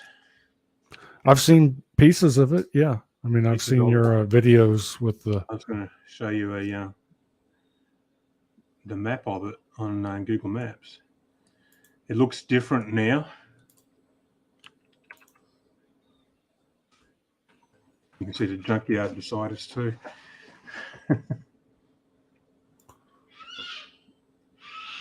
Did you just share it with? I did. Okay. I'm gonna pull that up. You'll see it's got web design, and that square, that whole big square is us. Okay. Yeah, that square right in the middle, right. that's us. This square right here. That's the one. All right. So this is a pond right here? That's the dam. That tree I've got to get rid of. It's a crazy willow. Every summer it drains the dam. So it sucks it dry. Yeah. By the roots. Yeah, and that's why when you were talking about the juniper using a lot of water. And so this is the homestead right here? No. Go to your left. See there. That's actually an updated picture. It's got the solar panels on the roof. That section directly up from the bottom of where you showed the property line, where your cursor is, just down from there, you'll see a fence line. Right here? Yeah, that fence line. All the way up to the street, that's our property. Okay. And then that just above where you're doing, that's the house yard. Right here's the house yard. And just above from there, that's our driveway up in there, Right and then here. the property next door. Yeah. So that's us. Gotcha. Okay. So there's these other residents, but they're adjacent to your field. That's right. Yeah. Interesting. So we think that the property, our house, was the original farmhouse in that area. Uh-huh. And those properties on either side were Kind of subdivided out from it. Yeah, they subdivided it. Yeah, and we're not allowed to subdivide anymore. Apparently, that's the stable. What is this? That's the stable. So at the moment, you can see faint outlines of the fencing. Yeah, right here and right here. You see that? I've left that paddock as it is, and then you can see adjacent, where you've got your cursor now, your pointer now, that's actually going to be at our fruit orchard. So we're stopping the animals from getting in there. Okay. So that's actually a hill. It goes down a slope. That's why the pond is down here. Yeah. Well, that's a natural waterway. And there's a waterway that runs along the back fence too. That's out next door. Right here. Yeah. So there's a waterway, which is a man-made waterway. That dam behind us actually belongs to the farmer behind us. And you can see the difference in the grass. He's put his livestock where your pointer is just before. Go down a bit. You can see the difference in the grass. That's the dairy. Yeah. Yeah, I remember you filming that area from so where I was the ground level. Yeah. Yeah. Yeah. So that big dam beside you to the right, that's actually a natural dam that they've actually utilized and made into an actual dam. That belongs to that farmer where I was showing the cropping and the difference in the cropping. Right. And then that green area is where he puts his livestock. Geez, Barry's place looks like a freaking pigsty. Yeah, that's the dairy you're looking at now. Yeah, the dairy looks nice and green because they're doing some rotational grazing with their cows. Yeah, and he puts chicken tractors over it too. Oh, yeah. Yeah. Those chicken tractors are amazing because of the nitrogen and the chicken manure. Well, he was telling us, and someone on another video confirmed that this is a sheep farmer, but the dairy farmer confirmed it with me as well, because I questioned him about it, why he uses a chicken tractor. It's just to try and gain more information. And when they put the cows over it, there can be pathogens from the cows, which are not good. If they go over it again, it can make them sick. So putting the chicken tractors over it, the nitrogen kills those pathogens off. So great thing. So yeah, I want to do that on our place. So I've got to build a chicken tractor yet. Yeah, that's one of the benefits of multi-species rotational grazing. Yeah. Of course, the powers that be are trying to ban that based on the fraudulent idea. Well, from that we're all catching the bird flu. Oh, what a load of nonsense! That property that you're looking at in the centre there before, where it's all messy, that's our neighbour. Yeah, that looks like it's a salvage junkyard. yard or something. Yeah. Yeah, he's been cleaning it up, which has been good. He's got chickens everywhere. Oh my God, so many chickens and ducks. No, we're talking about feeding them before. We've actually stopped giving ours bread because of the geese. You remember I said about the geese, moldy bread will kill them. Right. And we've stopped giving the moldy, not moldy bread, but the bread, any bread. We've just stopped giving it to our livestock. We've actually noticed they're looking a bit healthier.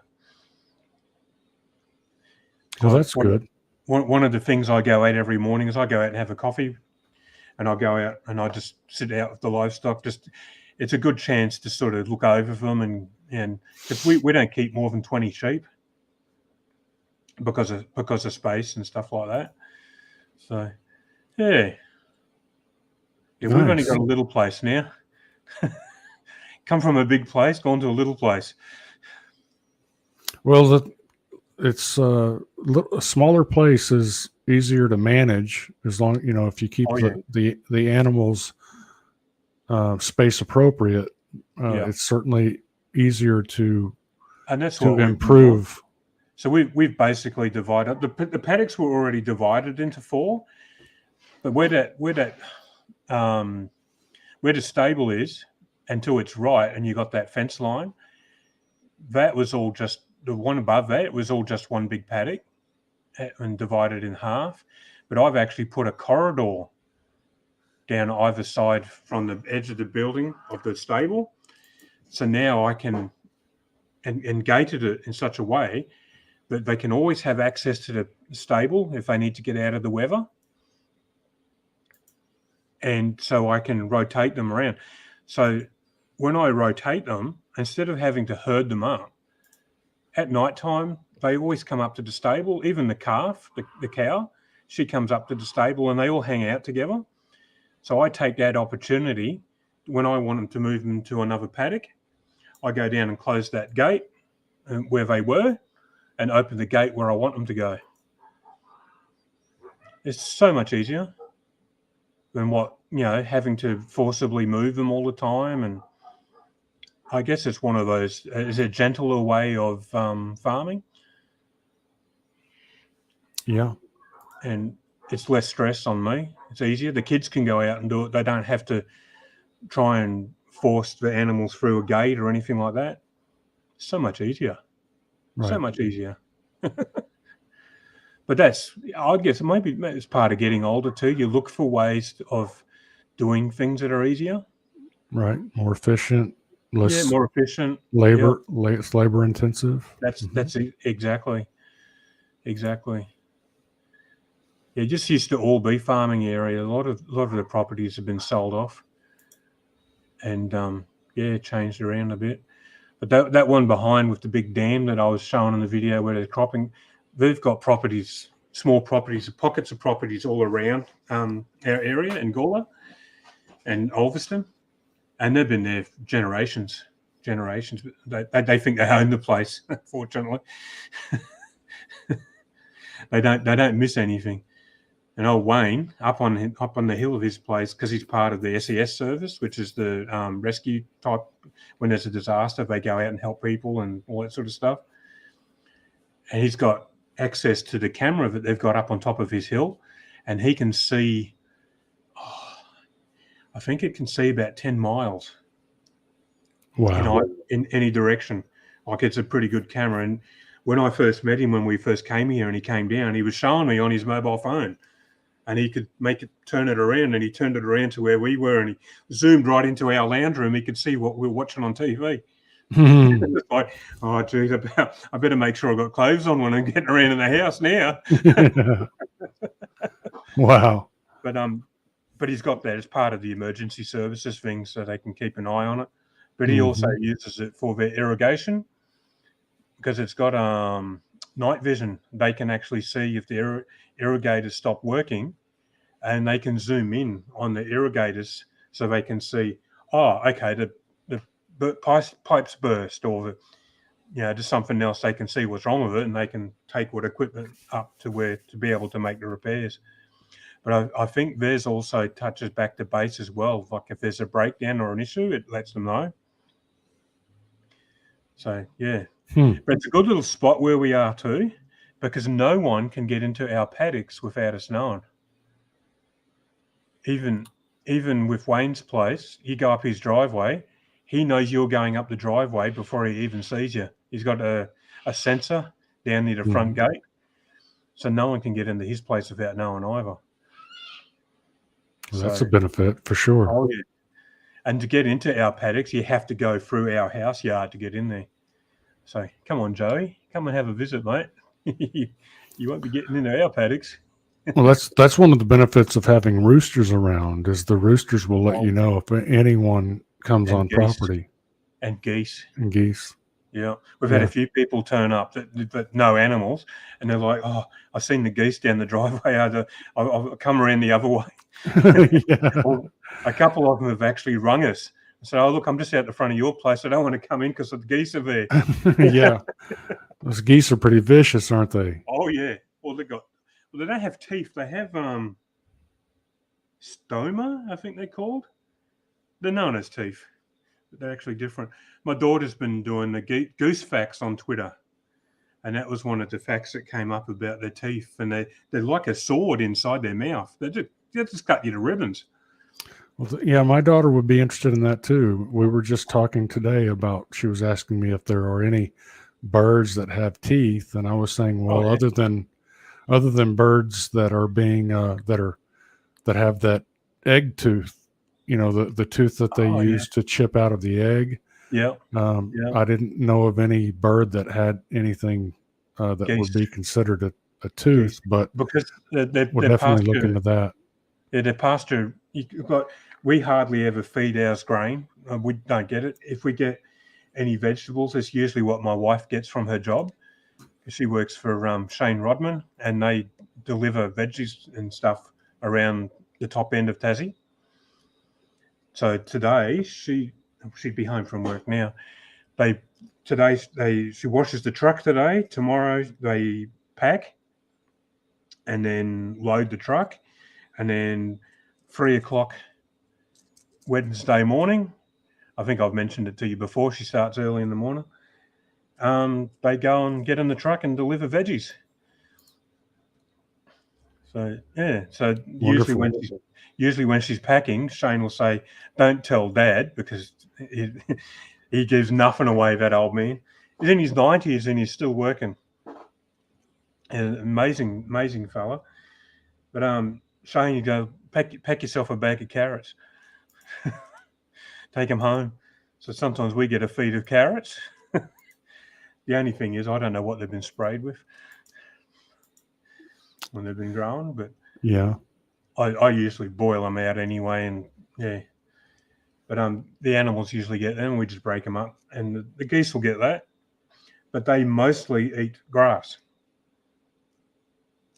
The geese. Yeah, they're foragers. Yeah. Yeah. So eventually, I've got to work out how to. Around the back of the dam, there's a bit of an embankment. They can actually get across the back fence. So one of them is actually over in McKenna's Dam at the moment. We can't get him back. He won't come back. But he keeps calling the ones that are up here. So I've got to work out how I can stop them from getting across, because we think they use the top of the embankment to launch themselves over the fence. A bit like chickens will do. They'll find a high spot to jump up and then jump up and then jump up. Geese will do the same, but they can fly, but then they're known as flightless geese. At the moment, we've got the Sebastopol ones, which are they're fluffy. They don't fly because their feathers are really weird. They don't have flight feathers. Yeah, and their feathers are really, really long, and I don't know. It's almost like the feather when they grow. It doesn't have I don't know what they call that hard part that's in the feather that makes them stiff. Yeah, they're too flimsy. Yeah, so to speak. Yeah, they're Too very soft. Yeah, and they're curly. And then I think we've got almost like fur instead of feathers. Yeah. I don't actually have any here to show you. They probably dropped some out there. I'm not going to go looking for them now. Chinese knobhead geese.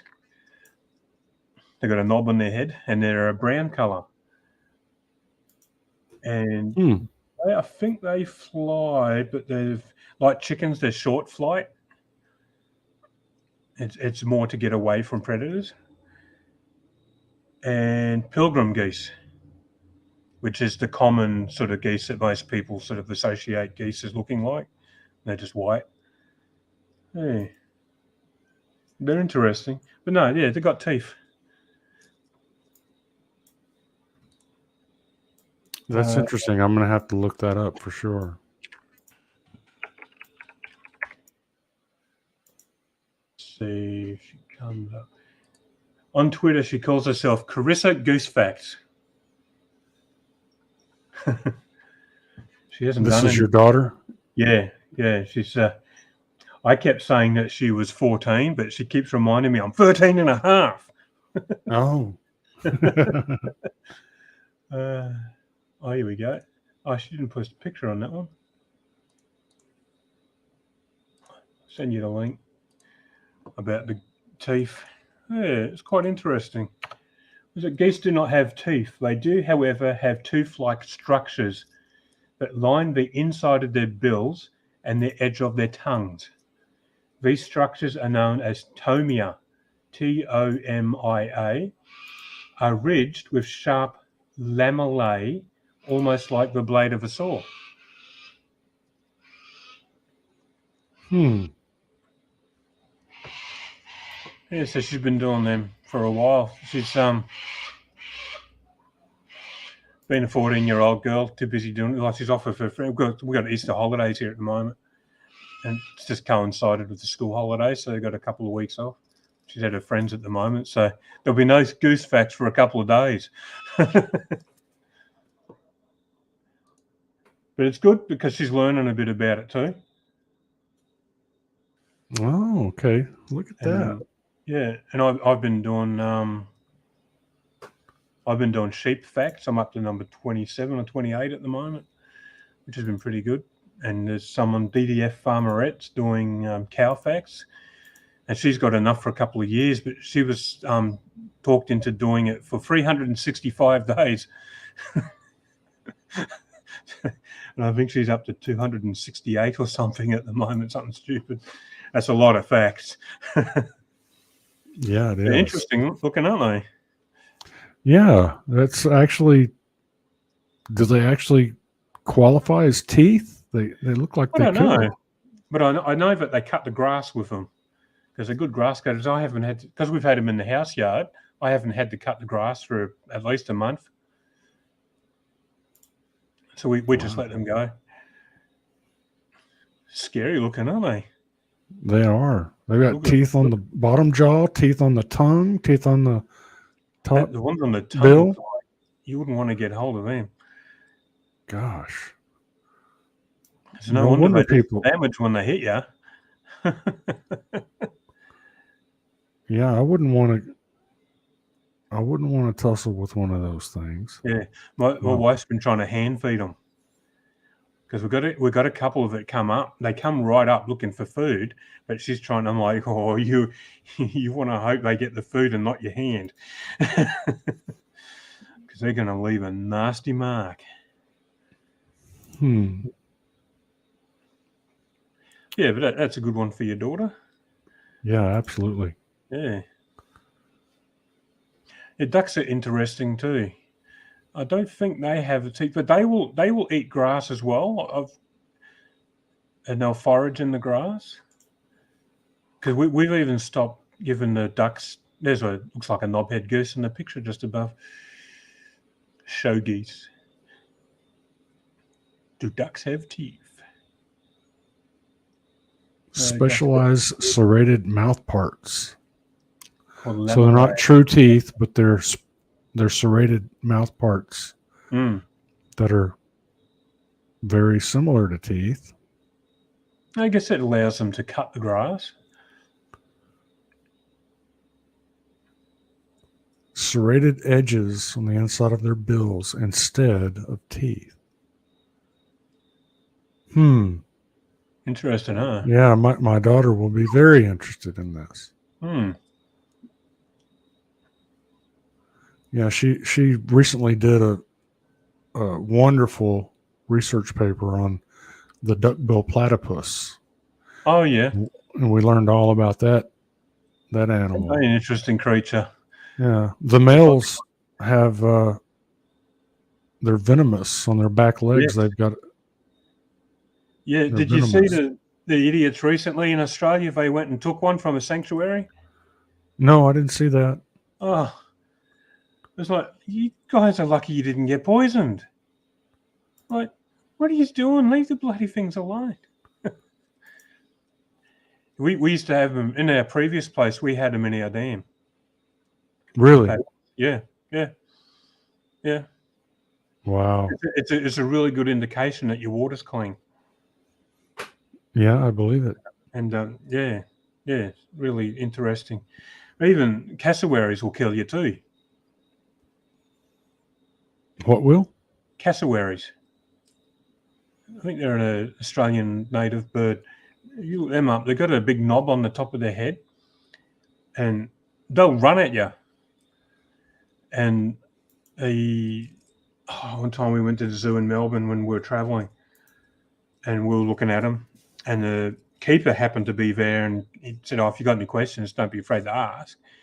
And we're like, "Oh, look, asking about their eggs and all that sort of stuff." And he was saying that it was a couple of years ago, so it would have been about 6 years ago,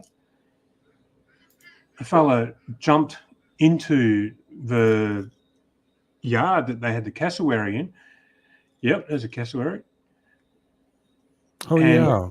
They're like little dinosaurs. they stole the eggs of the cassowary, and the cassowary charged at him and hit him in the chest, like right in the sternum. They probably have big spikes on their feet, too. Well, what happens is that that big horn that they got on the top there Disemboweled them? It breaks off and it broke off in their chest. Anyway, they got on the train and travelled. They got up to about Cairns, I think it was, and he suddenly died. And his mate, they didn't realise. He thought they just got hit, and he was just sore from being hit. Yeah. But the top thing actually broke off in his chest. Oh my gosh, like Steve Irwin. Yeah, kind of. Yeah, it's similar With sort of the, story. yeah, So and the then heart. he managed to get to Cairns on the train, or up near there, but he died on the train. And when they examined him, they discovered that he had the cassowary thing was stuck in his chest.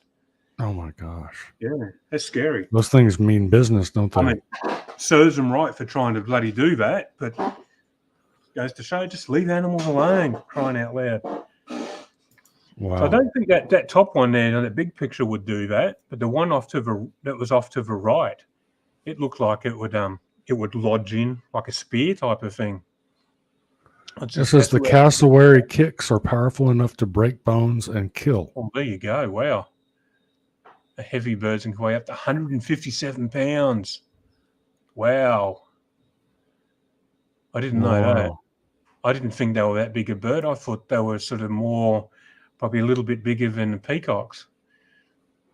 Cassowaries are not dinosaurs, but they're one of the closest living relatives. Huh. Interesting. Stronger than emus. Much heavier than an emu. Huh. I never realised they were that big. Bloody hell.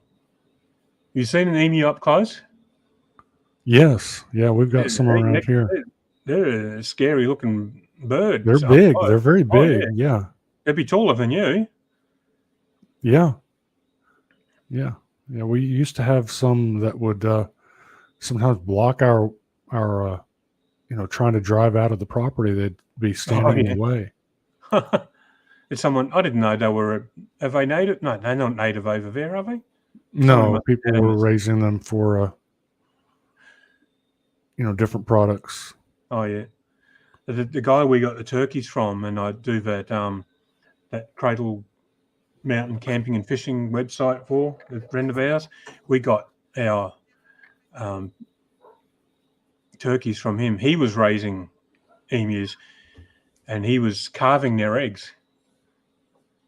Oh. Like doing the egg carving on them and doing artistic stuff. Yeah. Beautiful.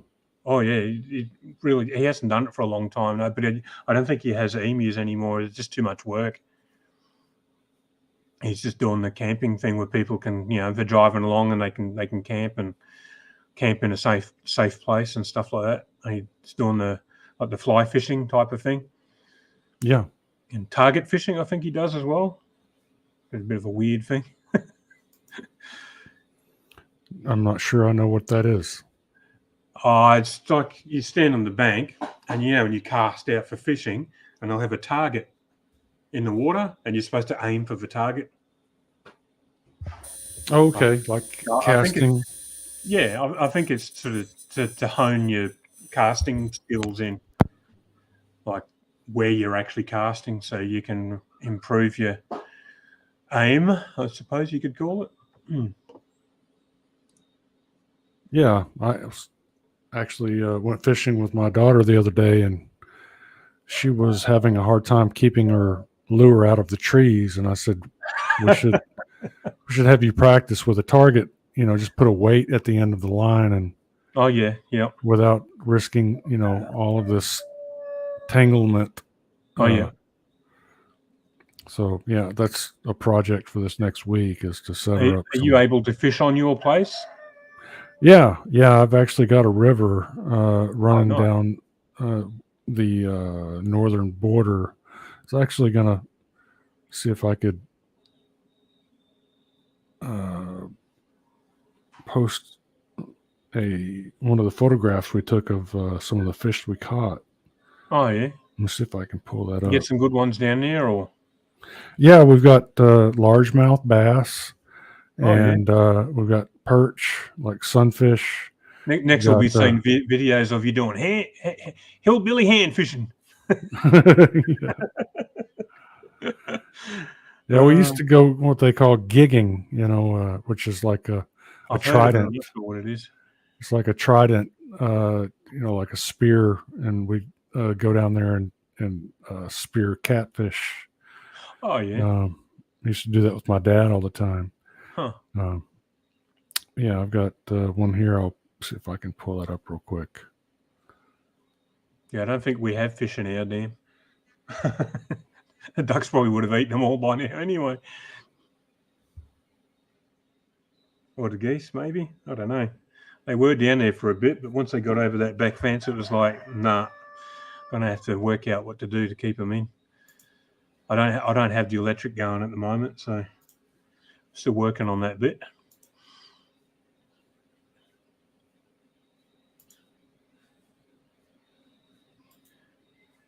A giant cassowary. They're a menacing looking thing, aren't they? They really are. They look like dinosaurs. Yeah. Almost that big one there, he looks like something you'd find in a Pixar movie. Yeah, he does. The brightness and the color, yeah. All right, so let me see if I can pull this up real quick.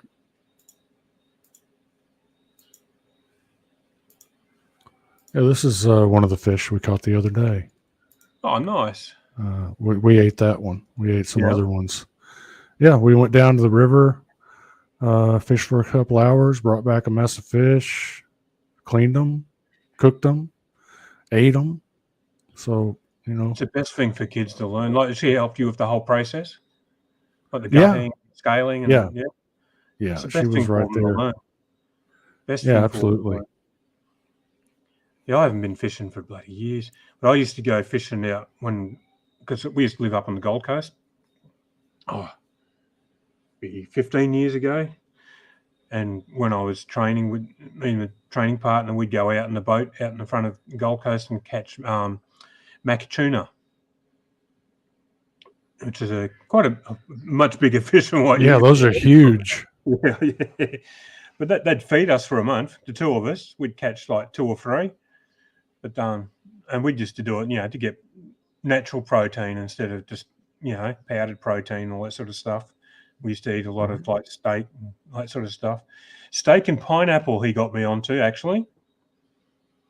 Apparently the pineapple, the acids in the pineapple, when you digest it, would actually help break the protein down so your body can absorb it. So Really? that was interesting. Hey. But yeah, that was, you'd be out in the seaway, actually out in the ocean doing that. Hems were the days. It was a long time ago now. That's a pretty clean looking river too. Yeah, it was we've had some rain recently, so it was a little bit cloudy, but Yeah. normally it's just crystal clear. Oh yeah, Crystal clear. Can almost see. Looked like you could see the bottom, or was that reflection of the trees? Yeah, that's the reflection of the trees. There's it's very lush of trees. There's black walnut growing up and down that river, and then lots of oaks. I guess black walnuts and oaks, and some other smaller ones I can't remember. There's some kind of berry. We've also got wild plum trees that grow up and down wow. there. Lots of Edible? wild. Yeah. Because I know sometimes some people say plum and they get things like wild plum, and sometimes they're just not edible. Yeah, that's my daughter with the fish. One of the fish she caught that day. He looks pretty proud. Yeah, she's pretty happy with that. Oh, that's good. One of her fish. This tree. We had a tornado a couple years ago, and it knocked down a bunch of trees. This is one of the trees that was knocked down. It's down in the water, and so as soon as she hooked one of these other bass, it went straight for that that tree and wrapped around the limbs. And I tried to wade into it to get it unhooked, but couldn't do it. It was too deep, and so came back out and once we started wiggling the line a bit more, figured out that the bass had actually detached from the hook, and we were just the lure was just stuck there, and so I ended up having to cut the line. And sometimes it's just the easiest answer, isn't it? Yeah, sometimes that's all you can do. Funny thing I learned recently, you got that tree in the waterway down here. I don't know why, whether it's actually a law, but apparently you can take as many rocks out of the river as you like and waterways. You can't touch the trees. You can't touch the trees? Can't remove the trees out of the waterways, but you can take as many rocks as you like. Huh. That doesn't make sense to me. I don't know how true that is.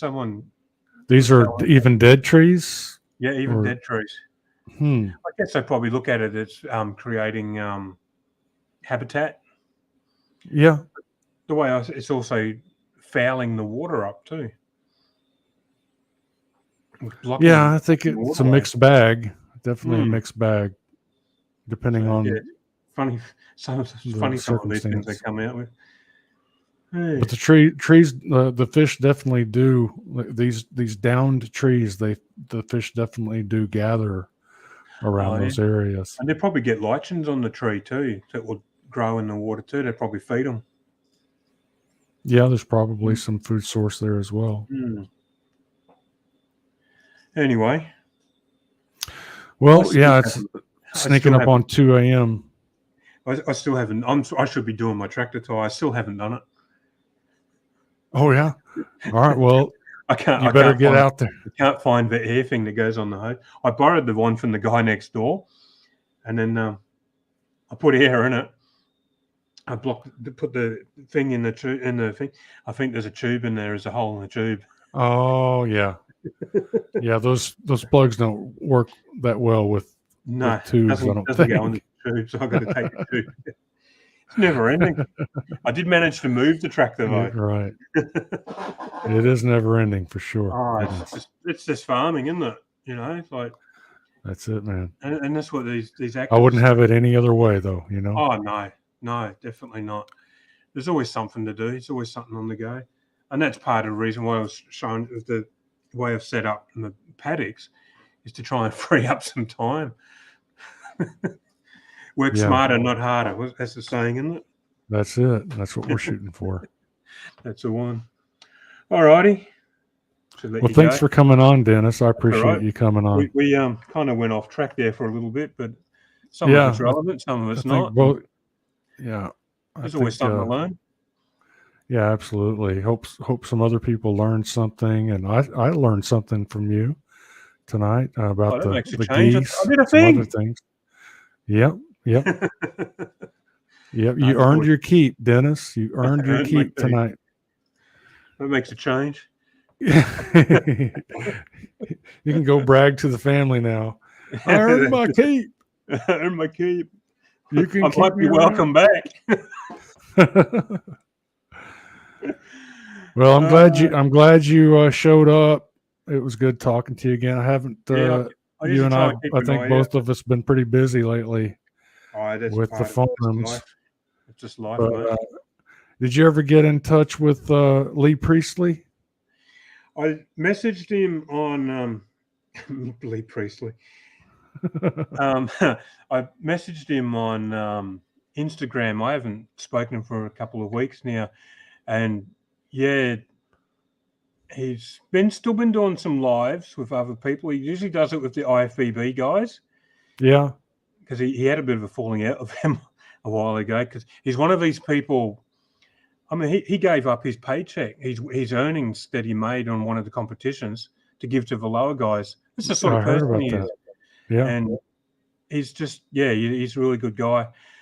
I know he with the diet thing. Like, I know he's against the vegan stuff, and he's not. He just thinks they're freaking idiots. But like, he'll go and eat McDonald's. So he's sort of the omnivore. He'll eat a bit of junk food, but he knows the limits. He knows the stuff.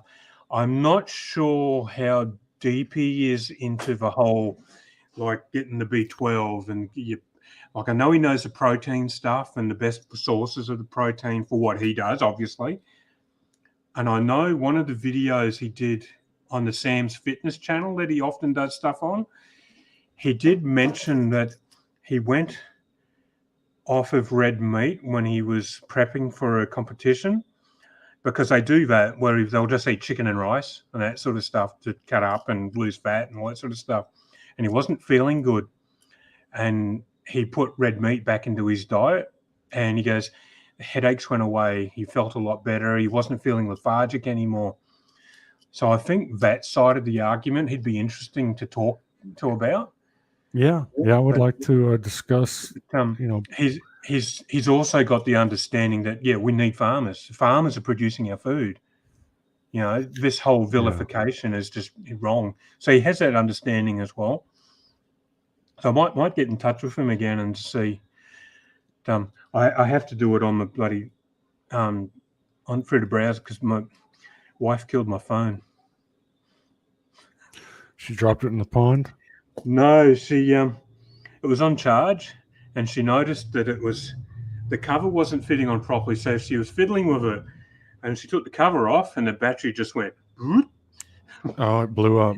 You might have seen a post on Facebook where she mentioned about my phone. She might be able to contact me via mobile anymore because now my phone's fatter than the kitten. It's what? Fatter than the kitten. But then she went and the phone was still working. That's funny. But then she went and pulled it apart, and now I've got no phone because she took the memory card out of it. Yeah. So now I don't. So I won't be able to do any videos where I'm walking around in the paddock anymore for a while until I get another phone. Fatter than a kitten. Fatter than a kitten. Yeah, she comes out with some good ones sometimes. Well, no, maybe she did you a favor. That battery sounds like it was kind of I think it was on ready its way to explode. out. Yes. Yeah. So, yeah. Just means I've got no phone. But we've got licenses to sort out at the moment. She went and picked her mother-in-law up. I think I might have mentioned it on the last time I was on the stream. Went and picked her mother-in-law up and got pulled over. And because her car's registered in my name, they thought I was driving. And I didn't even know that my license is suspended. Oh my gosh. Woo. So obviously they asked her for her license. Oh, your license is suspended too. Oh. Okay. Didn't even know. Never gotten anything in the mail. Got nothing, notifications or anything about it. Wow. So we've got to sort that out. But I've got to, because she now has a fine on her license because of driving suspended, then we've got to sort her license out first because she needs it for work. Because I'm here most of the time. I don't really need my license that much. Yeah. So, sort hers out and then, One of the joys of being a farmer is you kind of become detached from the system, and then you find out that you've been discontinued. Discontinued. Well, I don't leave here very often. And then usually when I do, it's either to get firewood or to go and visit another farmer or to go into town if I have to pick one of the kids up in a hurry. But I'm the same way. We live close enough to town that the kids can walk to school. So that's a bonus, unless it's raining, and then they always want driven. Mm-hmm. And then we drive a hole. When I was a kid, I had no choice. I had to walk to school in the rain. It's not going to hurt you to do it too. No. I wish more kids were walking in the rain these days. When I went to school, I lived 50 miles from the school, so it was quite a trip. I think 50 miles there, 50 miles back. I think most of our biggest distance was about 15, but we got bus. And then when we moved to the Gold Coast, it was probably 5 Ks and walkable. So, times are changing, mate. Indeed. And it sounds like there was some arguing geese out there before. You probably heard. I heard the geese. I heard the chickens as well. Yeah, they're just on the other side of the wall here. There's a path just on the other side of the shed. And so they're in the house yard. They're up and down all the time. And someone's not happy. The turkey's out there too. I'm surprised I haven't heard him gobbling. He keeps calling his girls. They keep going over to the junkyard fella Mm-hmm. that you pointed out. He keeps feeding them bread. So the girls, the turkeys, keep going over there. And one of them gets over the fence, and the other two keep up and down the fence. And then the male, the guy that we got him from, hurt his leg when he was catching him. So he's got a bit of a limp. So he doesn't jump over the fences. Mm-hmm. So he's in the fence here calling the girls. Yeah, they're always calling the girls. Yeah, that's the one. But they don't always come, though. Obsessed with girls. Yeah, well, most of our sheep are girls, so. Oh, well, I better let you go. Yeah, I'm gonna go hit the hay, as Hit they the say. hay.